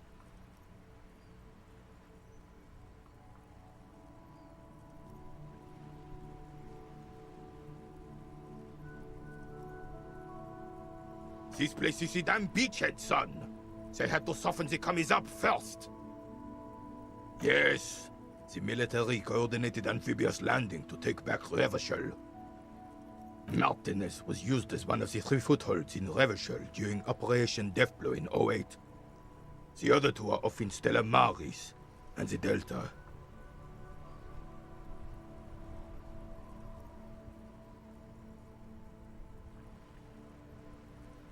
This here is Blood Ground, where Coalition boots first made landfall and cleaned those rabid dogs out. Most likely, we're playing pétanque on their mangled corpses. Blood ground. You got old René going there. Like he isn't hungry enough already.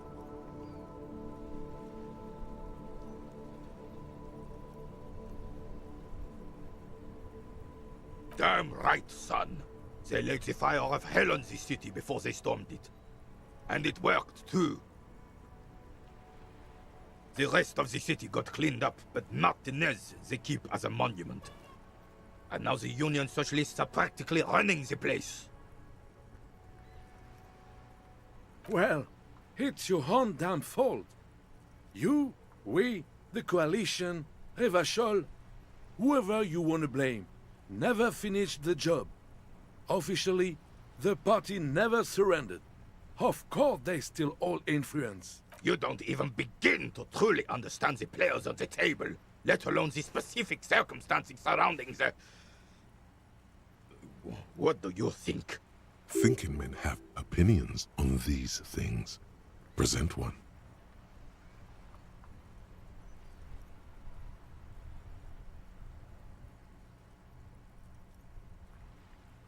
I'm just so damn sorry it had to be the Coalition.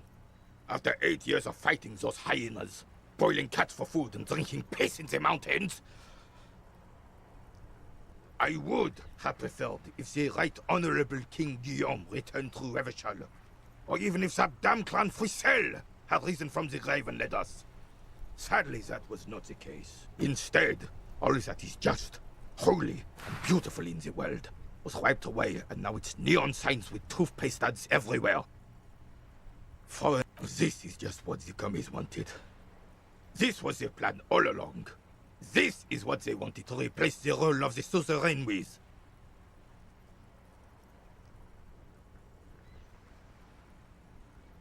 It doesn't. That was 100 years ago. Ain't got nothing to do with anything. A true king in both blood and mind led Revachol before Frisel. He would have been better, but the damn commies drove him into exile. Some manner of self-deceit is present in his thinking. Sounds like this Guillaume abandoned him, and he doesn't want to admit it. Damn Frisel. He was the king we couldn't protect. The Carabineers failed him, and the crown. He died in the hands of the Hyperlay, in a very public execution. He slouches as he says that. It makes him smaller, admitting they left the king to the mob. The suzerain is the king! Has everyone forgotten already? It's no use talking to you. You were still in Daddy's balls when it happened. When we took our last stand against the Filth and rode the cavalry straight into gunfire. It's a Bell McGrave, 4.46 caliber, breech loading, Revachol made. Good weapon, accurate and reliable. His moves are quick and precise as he first checks the weapon, then aims it at the sea. This man knows firearms. This one's inoperable. The bolt spring is missing and the mechanism is jammed shut. Still a beauty. Where did you find her?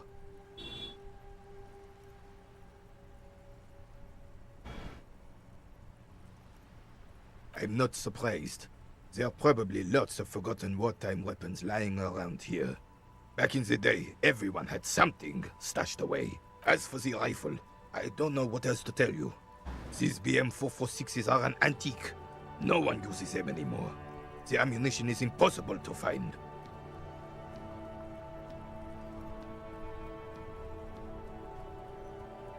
Ah, yes! King Philip III, on his steed. A reminder of what Revachol once was. Oh, absolutely. At the mercy of a cocaine-snorting tyrant who emptied the treasury so he could sleep on a bed of gold. Cocaine? Cocainum? Sounds like our kind of king. And just imagine what kind of cocaine a king would have had. A superpower, feared and respected. A testament to what this country can be under the leadership of a true king. Someone who knows how to rule. Decisively, without fear of offending the sensibilities of the frail and weak-minded among his subjects. This is something the insurgents never understood. A nation is only as strong as its leader. That's why it was such madness to try to... Don't get started on that again. What happened, happened. The Carabiner doesn't reply, but his entire being communicates unbreakable resolve. Right.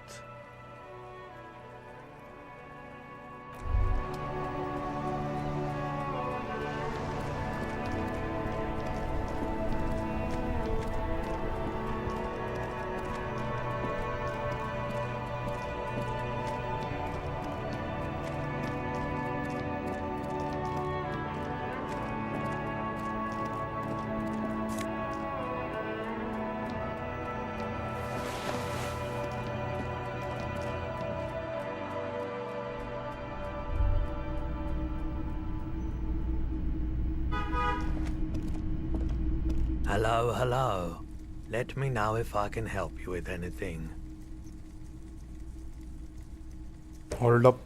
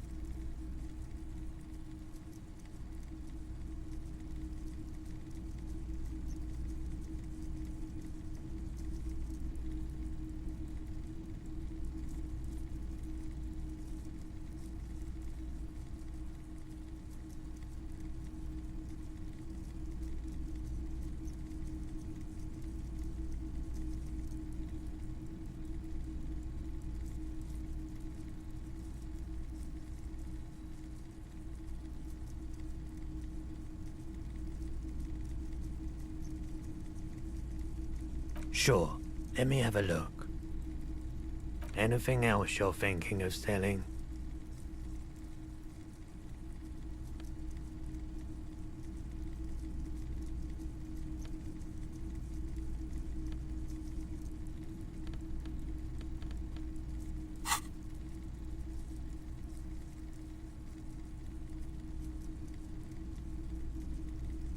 Another time, perhaps.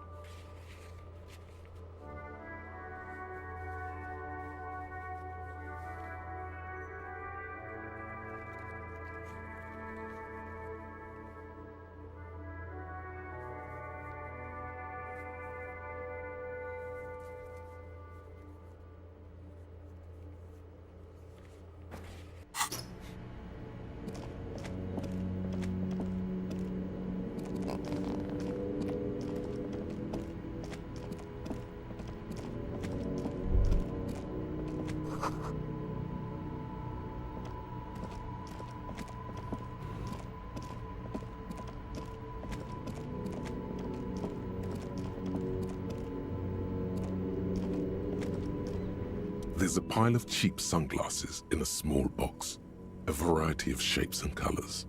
You like sunglasses, officer? I've got the latest styles right here. Abort. These are hideous. What's more, they don't even fit your face. You can feel them pinching your nose and chafing against your brow. Damn, officer! You look like a mega secret spy. Very secret. They're practically made for you. I'll let you have them for 2 real and 50 cents. They're perfect for concealing your bloodshot and baggy eyes. It's going to be very difficult for anyone to take you seriously with these things on your face.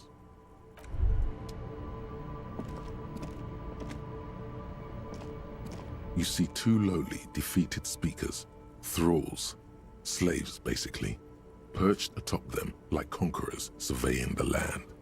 A pair of found, durable wear sneakers, ultra series. I can see you've a taste for luxury, officer. Can't keep your eyes off those sneakers?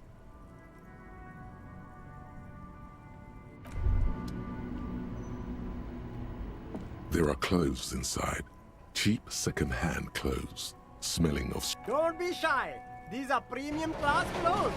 Good quality fabrics, best retro design. Save the economy with your style, officer. Save the economy? That sounds off. Haven't you heard, officer? We've got to be economically conscious. Recycle your cash, keep it in circulation. Don't buy new things. Buy eco.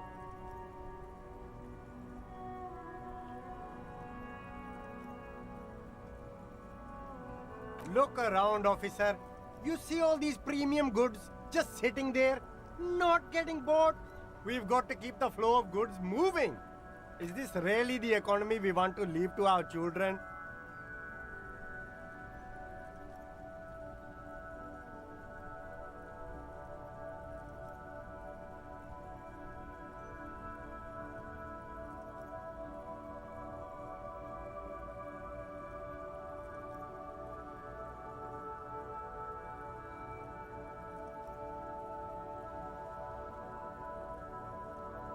I can't go extinct, officer. I've got kids to feed. Once an economy goes extinct, it messes up the whole ecosystem. You've got to think about the consequences. Nice voice acting. 10 out of 10.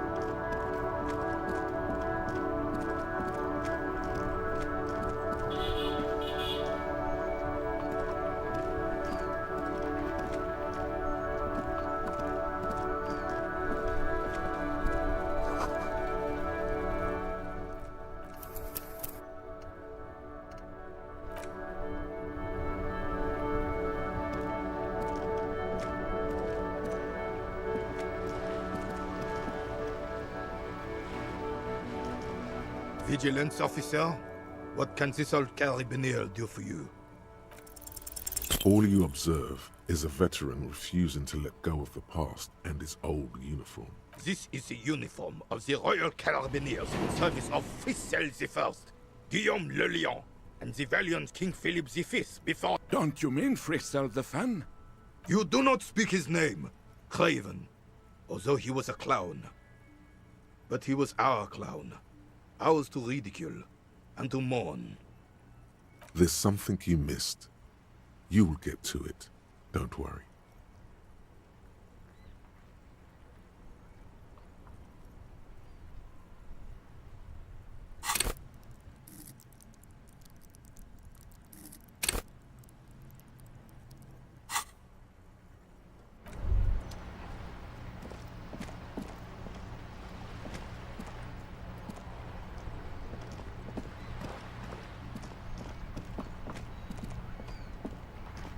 This Post Levantorie mail collection box has been heavily vandalized with graffito. A closer inspection reveals 2 bullet holes in the front. A faint sticker on the side reads, RCM Emergencies Desk number 8102, with a slogan, Mankind, be vigilant.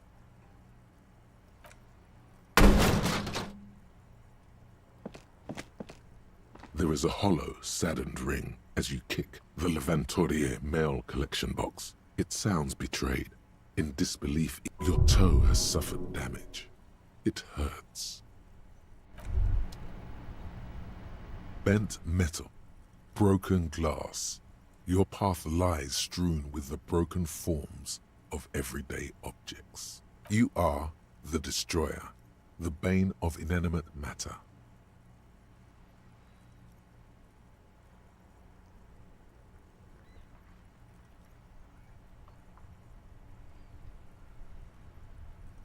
Kudos.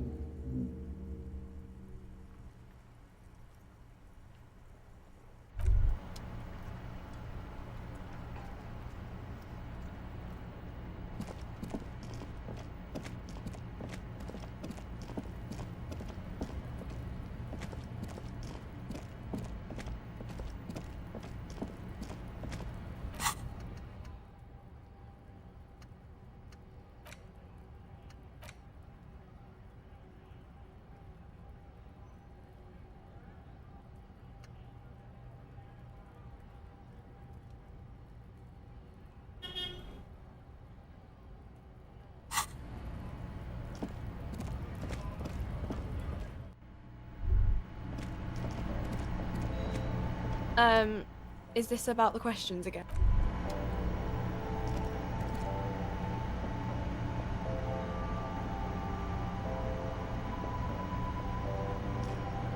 A small cabinet on the wall is filled with various medicine bottles. Okay, here. I hope Okay, here. I hope Saint Baptiste makes you feel better or something.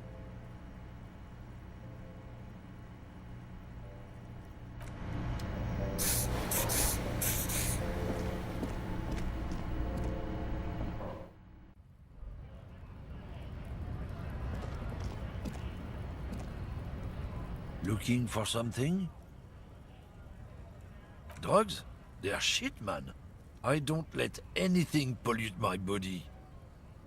You know where that shit comes from? Sarah Miriza, Safre, Ilmara.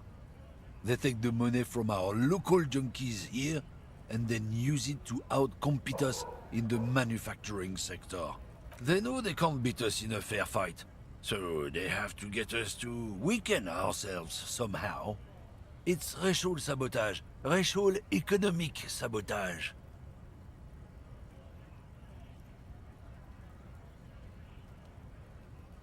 Oh, I don't go for that foreign piss.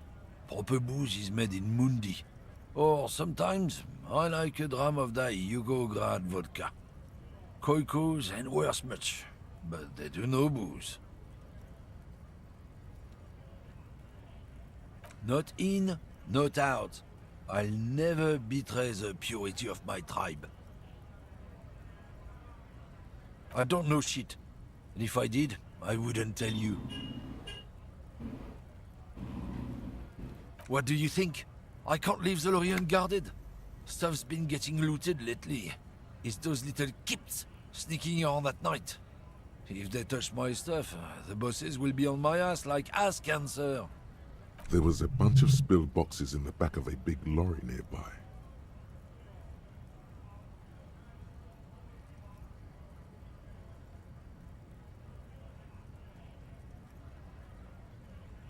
Yeah, I knew that guy. He was an honest driver who loved his country. We were having a good debate about genetics at the Wheeling in Rags, when some kip boys smashed his lock and took damn near everything. Lost his fucking job over it. Since he left, I haven't had anyone to talk to. If they were getting drunk inside the Whirling in Rags, how could they know who broke into the lorry? What? Aren't we allowed to say that he's the kips who do all the stealing around here? That's not road science, man. Isn't it obvious? Fucking Sealang, that beady-eyed South Samaran. His little side business is a scam. I wouldn't be surprised if he was peddling drugs as well. He's a Samaran guy who likes to pretend he's some kind of businessman. Really, he's just selling his employer stuff.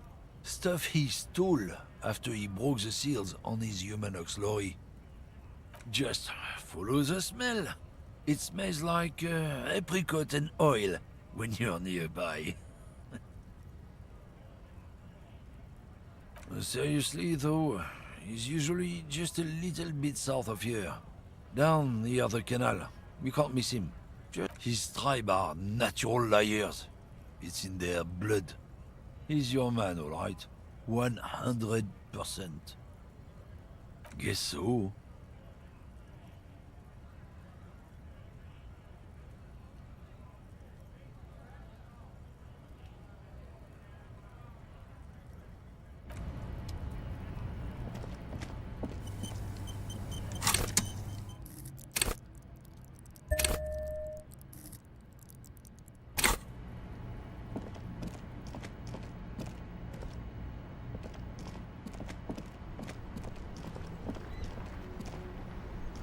Now it's turning into a kind of a snow limbo, man. What's on your mind? Ah, man. Me and narcotics go way back. Had some good times surfing the psychic waves of my own consciousness, you know? But those days are behind me. There are other addictions in my life now. Why the inquiry, my man? Not me, man. No way. I don't need any trouble. Shit's bad enough anyway. This jam's got folks up in arms, and I'm afraid it's headed toward a conflagration. Gotta guard the stuff. Bosses don't look kindly on missing cargo, and it gives me time to work on my rhymes. A rhymesmith? This is quite credible. It goes with its cadence and way of speaking. Look, man, I try to stay away from the criminal underbelly of Revachol. I'm a guest here. You really need to find another man to probe with those questions. We wouldn't say he's lying, sire.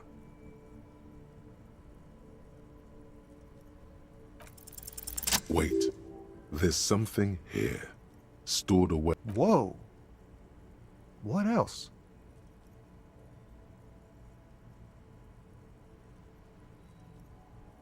It is the same poem जो game की शुरुआत में आती है.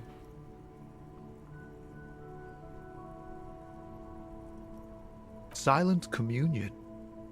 That's good. Dang, that's some great shit. You came up with that yourself.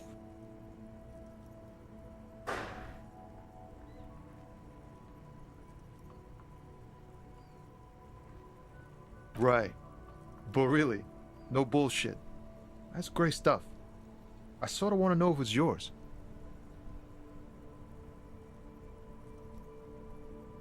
No matter. Great verse is like that sometimes. Ephemeral. You might not look it. Seems you have some literary chops. Maybe there's hope for me yet. Just messing with you. It's cool. You're an okay guy. For a cop. They're more often into fists than rhymes, see? Let alone honesty in verse. Well, you've given me some hope, I guess. You found some common ground with this man. Even impressed him. The next time you look in the mirror, though, remember those words. Ah, man. Me and narcotics, but those days are behind me. There are other addictions in my life now. Hey, man, that's serious criminal talk. Are you trying to pull some sort of an entrapment thing on me? Entrapment is a practice whereby an officer of the law... Then what's your deal here?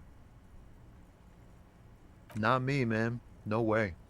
I don't need any trouble. Look, man, I tried... We wouldn't say he's lying.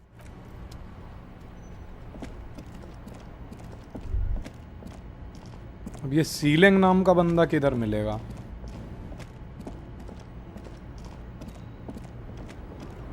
Is this guy sealing? The woman still has her eyes fixed on the foot. Where am I? Who are you?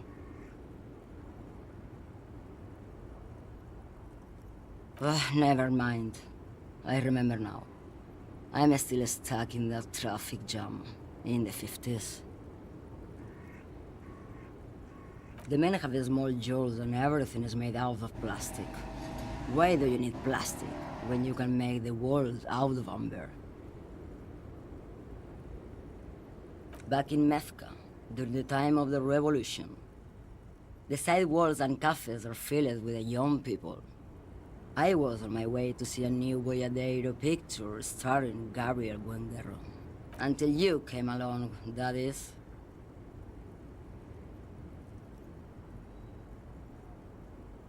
Why not, Harife? It's not like I have anything better to do in this hellhole.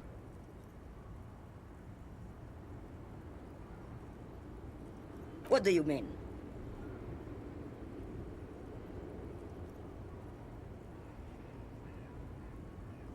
Because I'm one of the best communers around, that's why. I bear routes no one else will. Lomonosov's Land, Udashnaya Zemlya, the Western Plain. A terrible cold comes over her, rattling her teeth as she stares inward. The Transcatolia Magistral. You for 1A. Adestradas du Mirador. All the good ones. The deep trenches. Where the bluebirds fly.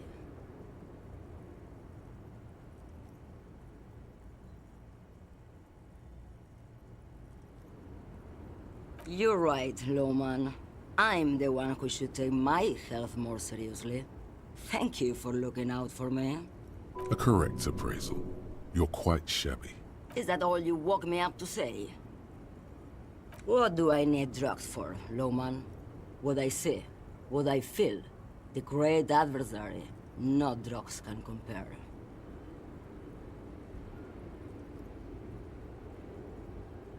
Then what were you getting at? Maybe if she thought you're corrupt.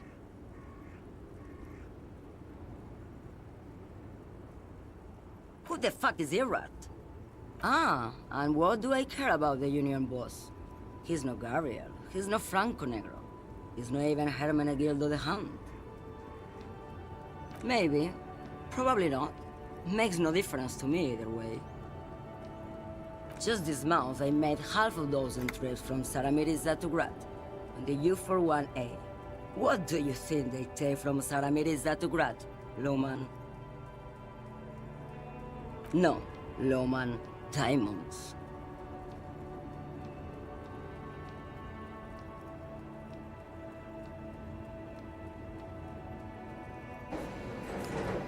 Easy is the skinny man who thinks he's a poet. Never trust a poet. Also, he's the only one I can see from here. That's correct. There is no visibility of any of the others. Where do you want me to go? This isn't so bad. I can listen to music, or the seagulls. Look at all the colors and the futures of this world. It's a good palate cleanser, this jamboree. Or I can just relax and let my mind carry me back where it will, to the Great Plains. Diamonds? Of course not. But wouldn't it be marvelous if I was? Whatever stupid things they put in the lorry, I imagine. I quit concerning myself with that a long time ago. Besides, I don't drive the lorry for the cargo, if you know what I mean. She says that as if something narcotic is the real reason.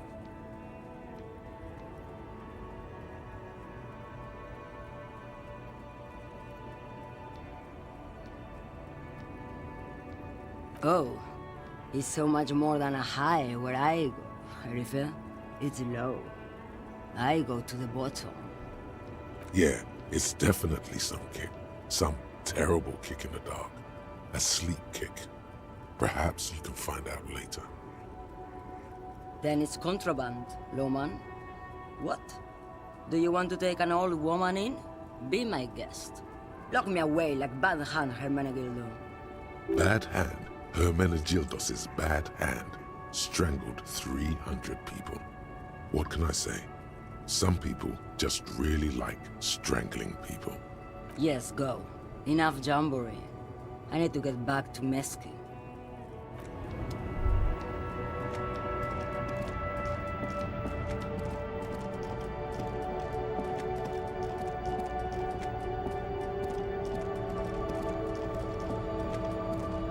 ये सारे lorry वाले मेरे को confuse कर रहे हैं अब.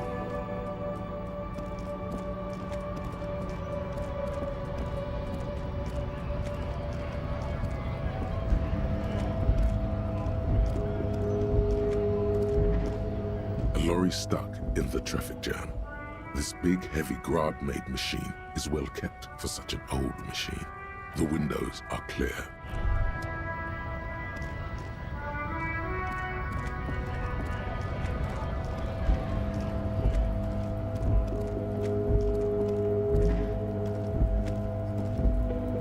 For something?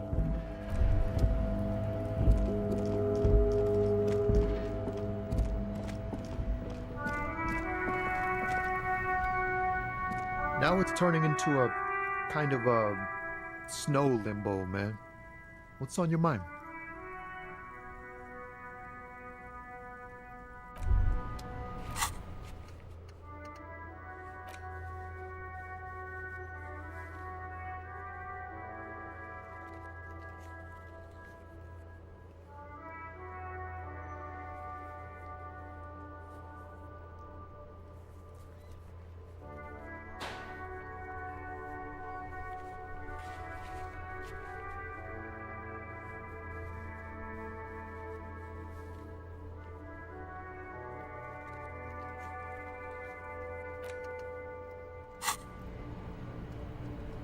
Now it's turning into a kind of a snow limbo, man.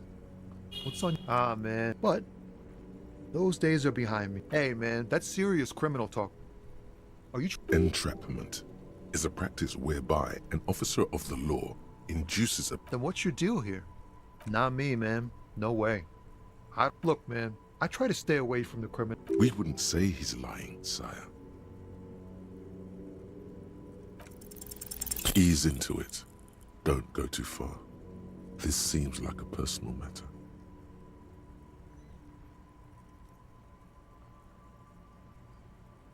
Cool. We all want to know each other, know each other's woes and all. But people, man, they have slippery souls. Just like that, he slips out of your reach.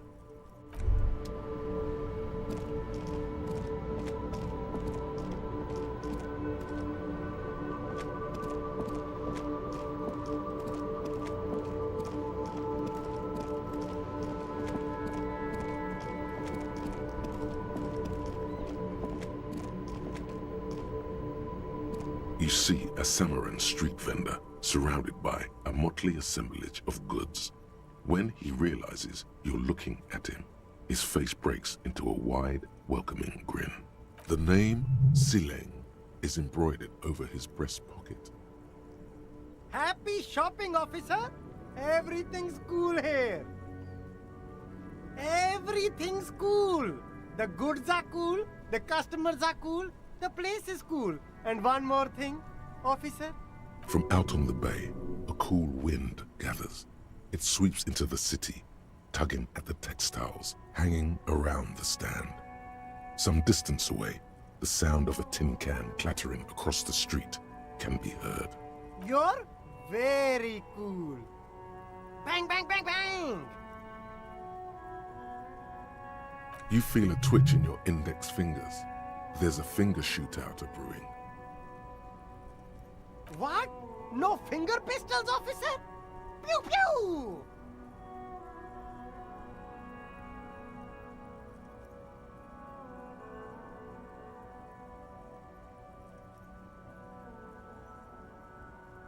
You're right, officer. 100%. No playing around then. Strictly business. Maybe I can interest you in some premium menswear instead. Me? It's a boring story, officer. Who cares about the past? I'm all business now. All revolution. This man probably comes from Seaguy, sometimes known as the Apricot Suzerainty, an archipelago in the Samaran Isola. Apricot Suzerainty calls to mind an era when the Seaguy archipelago was colonized by Revachol. It's a bit of a slur, in other words.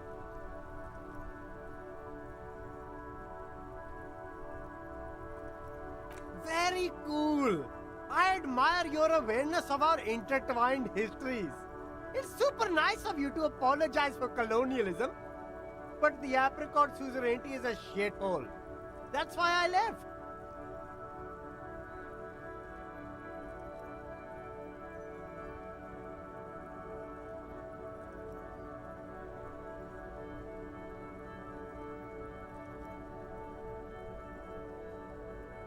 That's so cool, officer.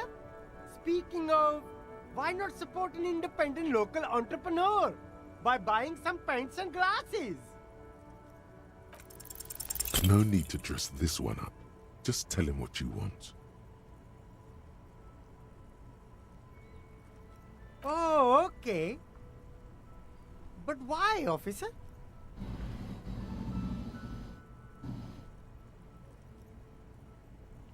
Ah, yes. Money is very important. You see, I'm an honest entrepreneur. I can't help you if you don't give me a good reason as to why I should. Sorry, detective.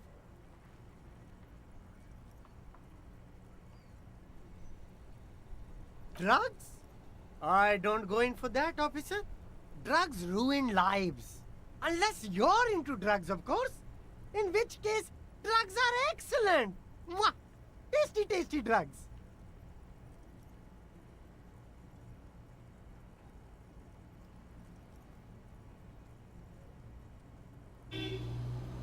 That's so cool.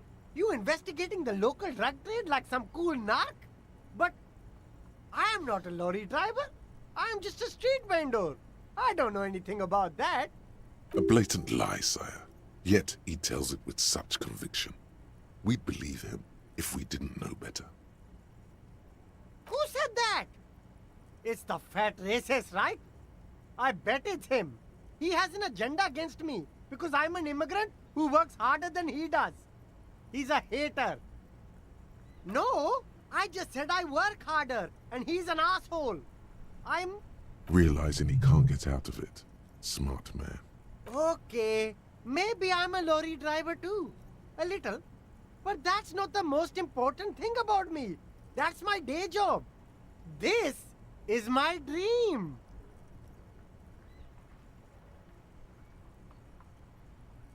No, I just forgot. It's such a small part of my life. It's in the rear view mirror now. I'm climbing out of that hole with ingenuity. No! That's insane! It's the fat hater! He's been eyeing me for a week and he sent you here. Maybe he's the one, huh? Have you thought about that? Nothing. I told you. I'm not a dumb guy. I don't get involved with that crowd. Crowd, you know, the drug crowd. No, he wasn't talking about an abstract crowd. It was that crowd.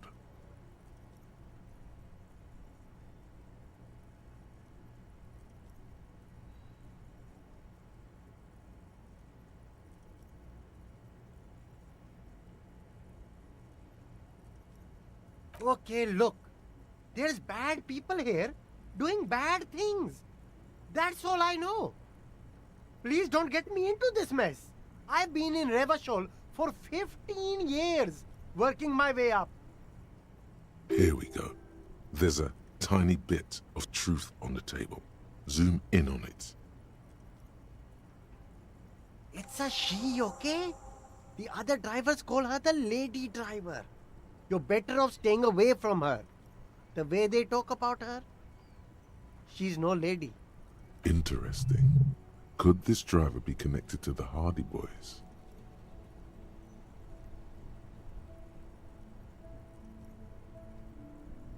I don't know. Maybe. If she is, I haven't gone near her. I don't get involved. I told you. He's not ruling her out.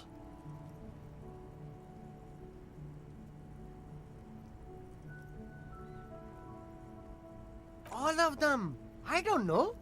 I told you all I know. Are we cool now? I really want us to be cool now. I don't know. I'm not local. I don't know anything about that. All right. Very cool. Let's cap this off with a purchase. A pair of funky sunglasses, detective? You deserve it. And I deserve it too. Don't you think? Start with a little compliment, then work your way up from there. Oh, okay. But why, officer? After all this mess, the broken seals, lying to you, come on. An investment? What kind of investment?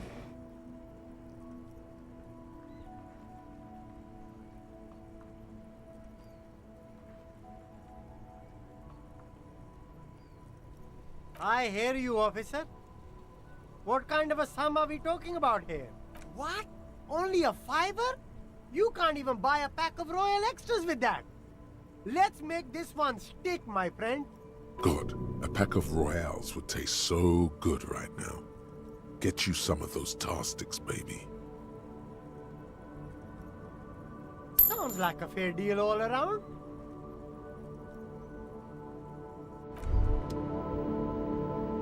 What's this? We're getting reports of normal, reasonable, temperate, political opinions somewhere in Martinez.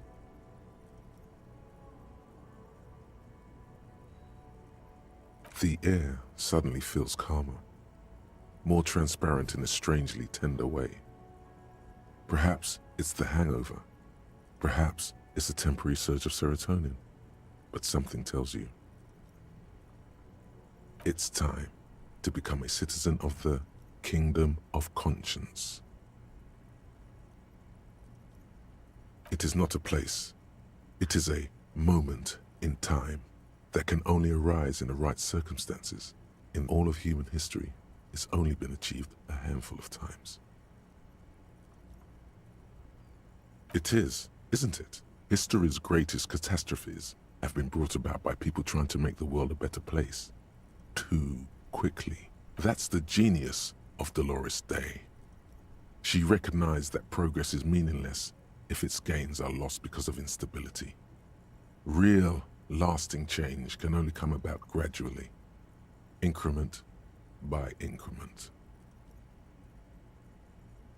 Tisk tisk, just because you live in the present doesn't mean you have the right to place your needs above the needs of the future.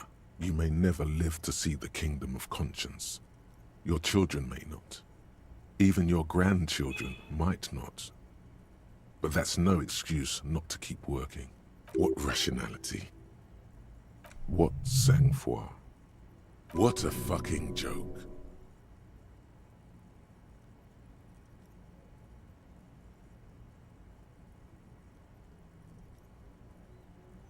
Do you believe the status quo is preferable to chaos and bloodshed?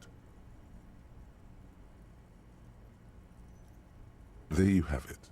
Sometimes holding the line is progress. The kingdom is difficult to comprehend, and even more difficult to describe, partly because humanity will need to discard many of the categories that define and limit it today. The kingdom of conscience is post-capitalist, post-national.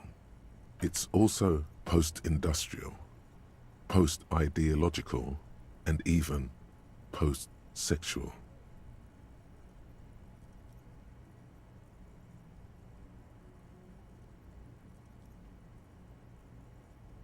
Slow down, Mr. Reasonable.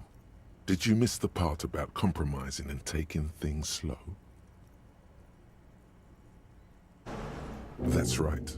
Remember, real democracy is just around the corner for Revachol. When that real democracy kicks in, a long time from now, we are all going to be so much happier. Indirect modes of taxation. Turns out, those Financial Oversight Committee gangsters stuffed millions of hard-earned dividends away in the last place anyone thought to look. The hearts and minds of everyday Revacholians. You need to spread that deregulation gospel to the people. Tell them about that foreign fair tax. Preach that 98% gross burden. Preach it, preacher man. Set the brothers free. Taxes are racist.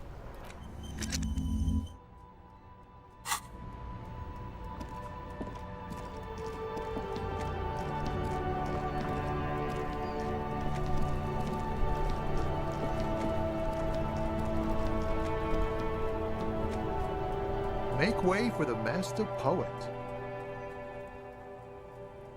I don't want to talk about that.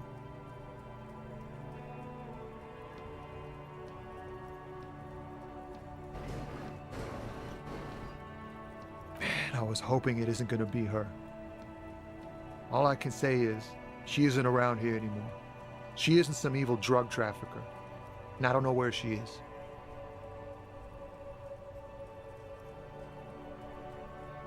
I didn't, man. I told you I was hoping it's not her. That she wouldn't be mixed up in it. It's true. We would of course a lie. But a kind heart is tricky. Bah. Emotional rhetoric. Thank God I don't know. People here call her the Lady Driver. She kept her name a secret. From me too. Now I see why.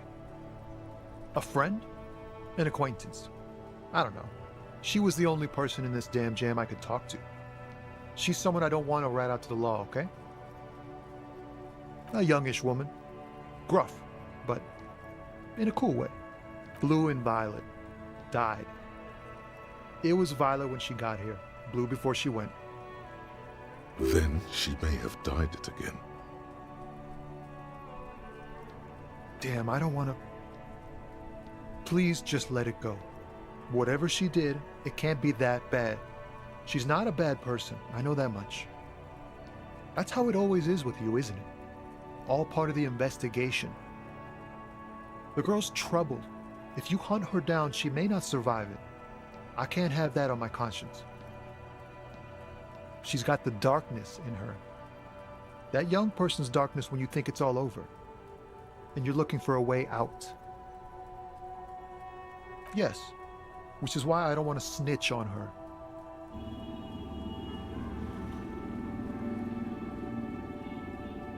I heard the rumors. I saw the other drivers looking at me strange when we talked. And she told me too, that she's had a violent life. But I wasn't afraid of her, more like for her. Well, it looks like it did now, but we didn't talk about that. We talked about life, you know?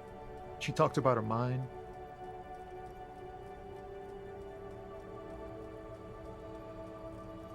The way it worked.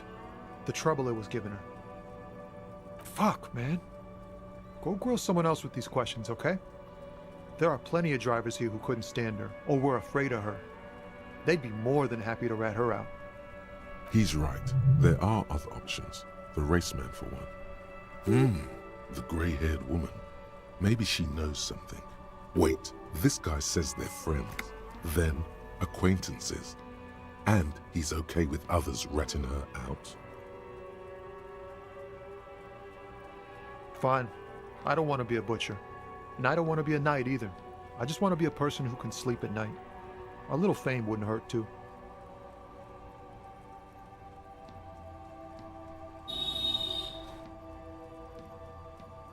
You're not gonna put a bullet in your head if you blow it, are you? 'Cause she's on the edge, man.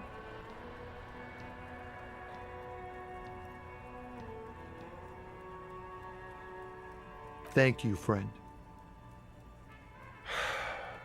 Wow, this makes me feel like I should pick up smoking again.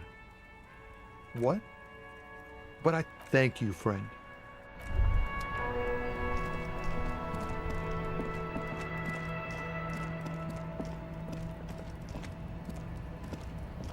Looking for something? I don't know what you're talking about. He did something. He stole his employer's goods and another honest lorryman's job. Talk to him. I don't know anything. Listen up, fuckwit. You don't scare me. You cops don't run Rivachol West. You don't run Martinez. You don't run shit. I ain't saying nothing. Isn't saying nothing saying something? Or did I just blow your mind?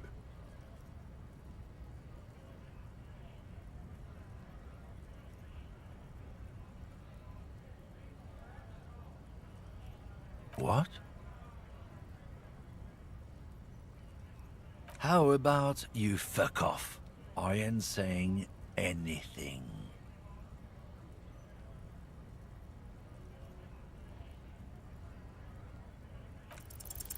The main thing is to not overdo it, even when you're trying to scare someone. The most important thing is... Oh yeah? And what goods are those? There's some kind of homo thing?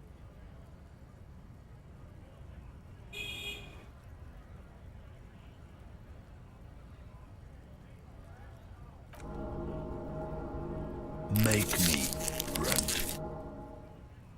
Stop now.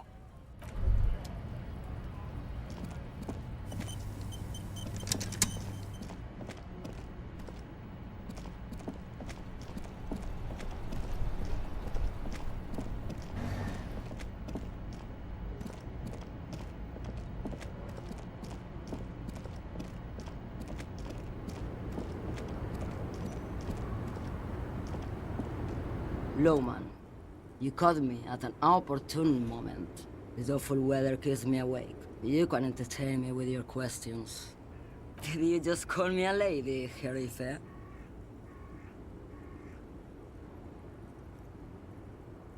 The woman's malevolent cackling fills the roundabout.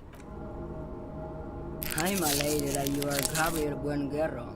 Only in dreams. I'm only terrifying to small children, and to those who used to know me. Yeah, it's not her. Believe me.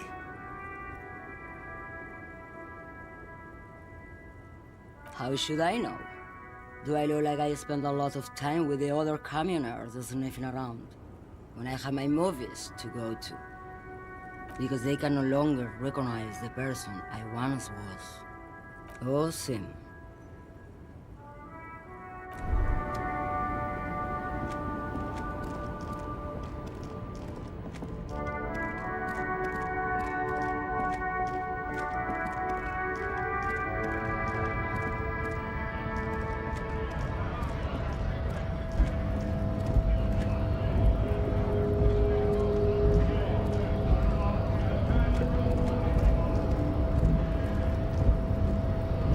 Hola, Wandering Man.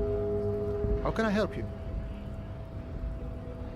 Yeah, The janitor who gave me the key to his apartment said the guy's a bit of an asshole.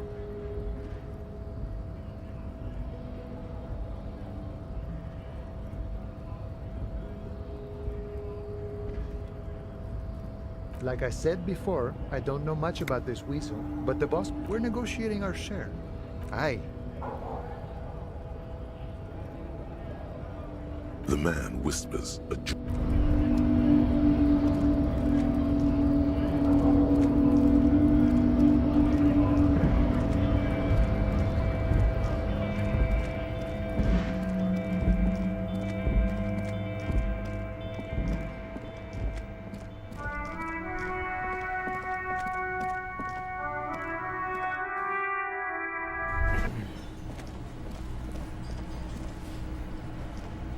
I've got nothing to say to you.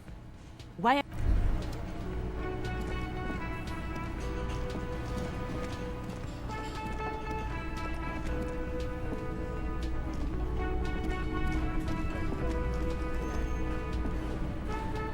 Oh, hello, dear.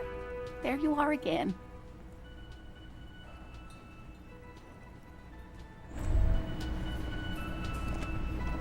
Can I help you?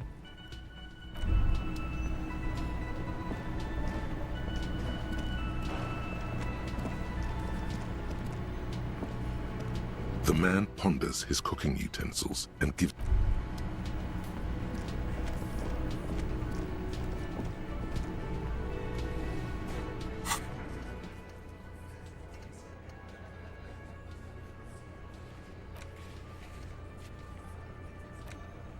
Alright, अब इसको save करते हैं।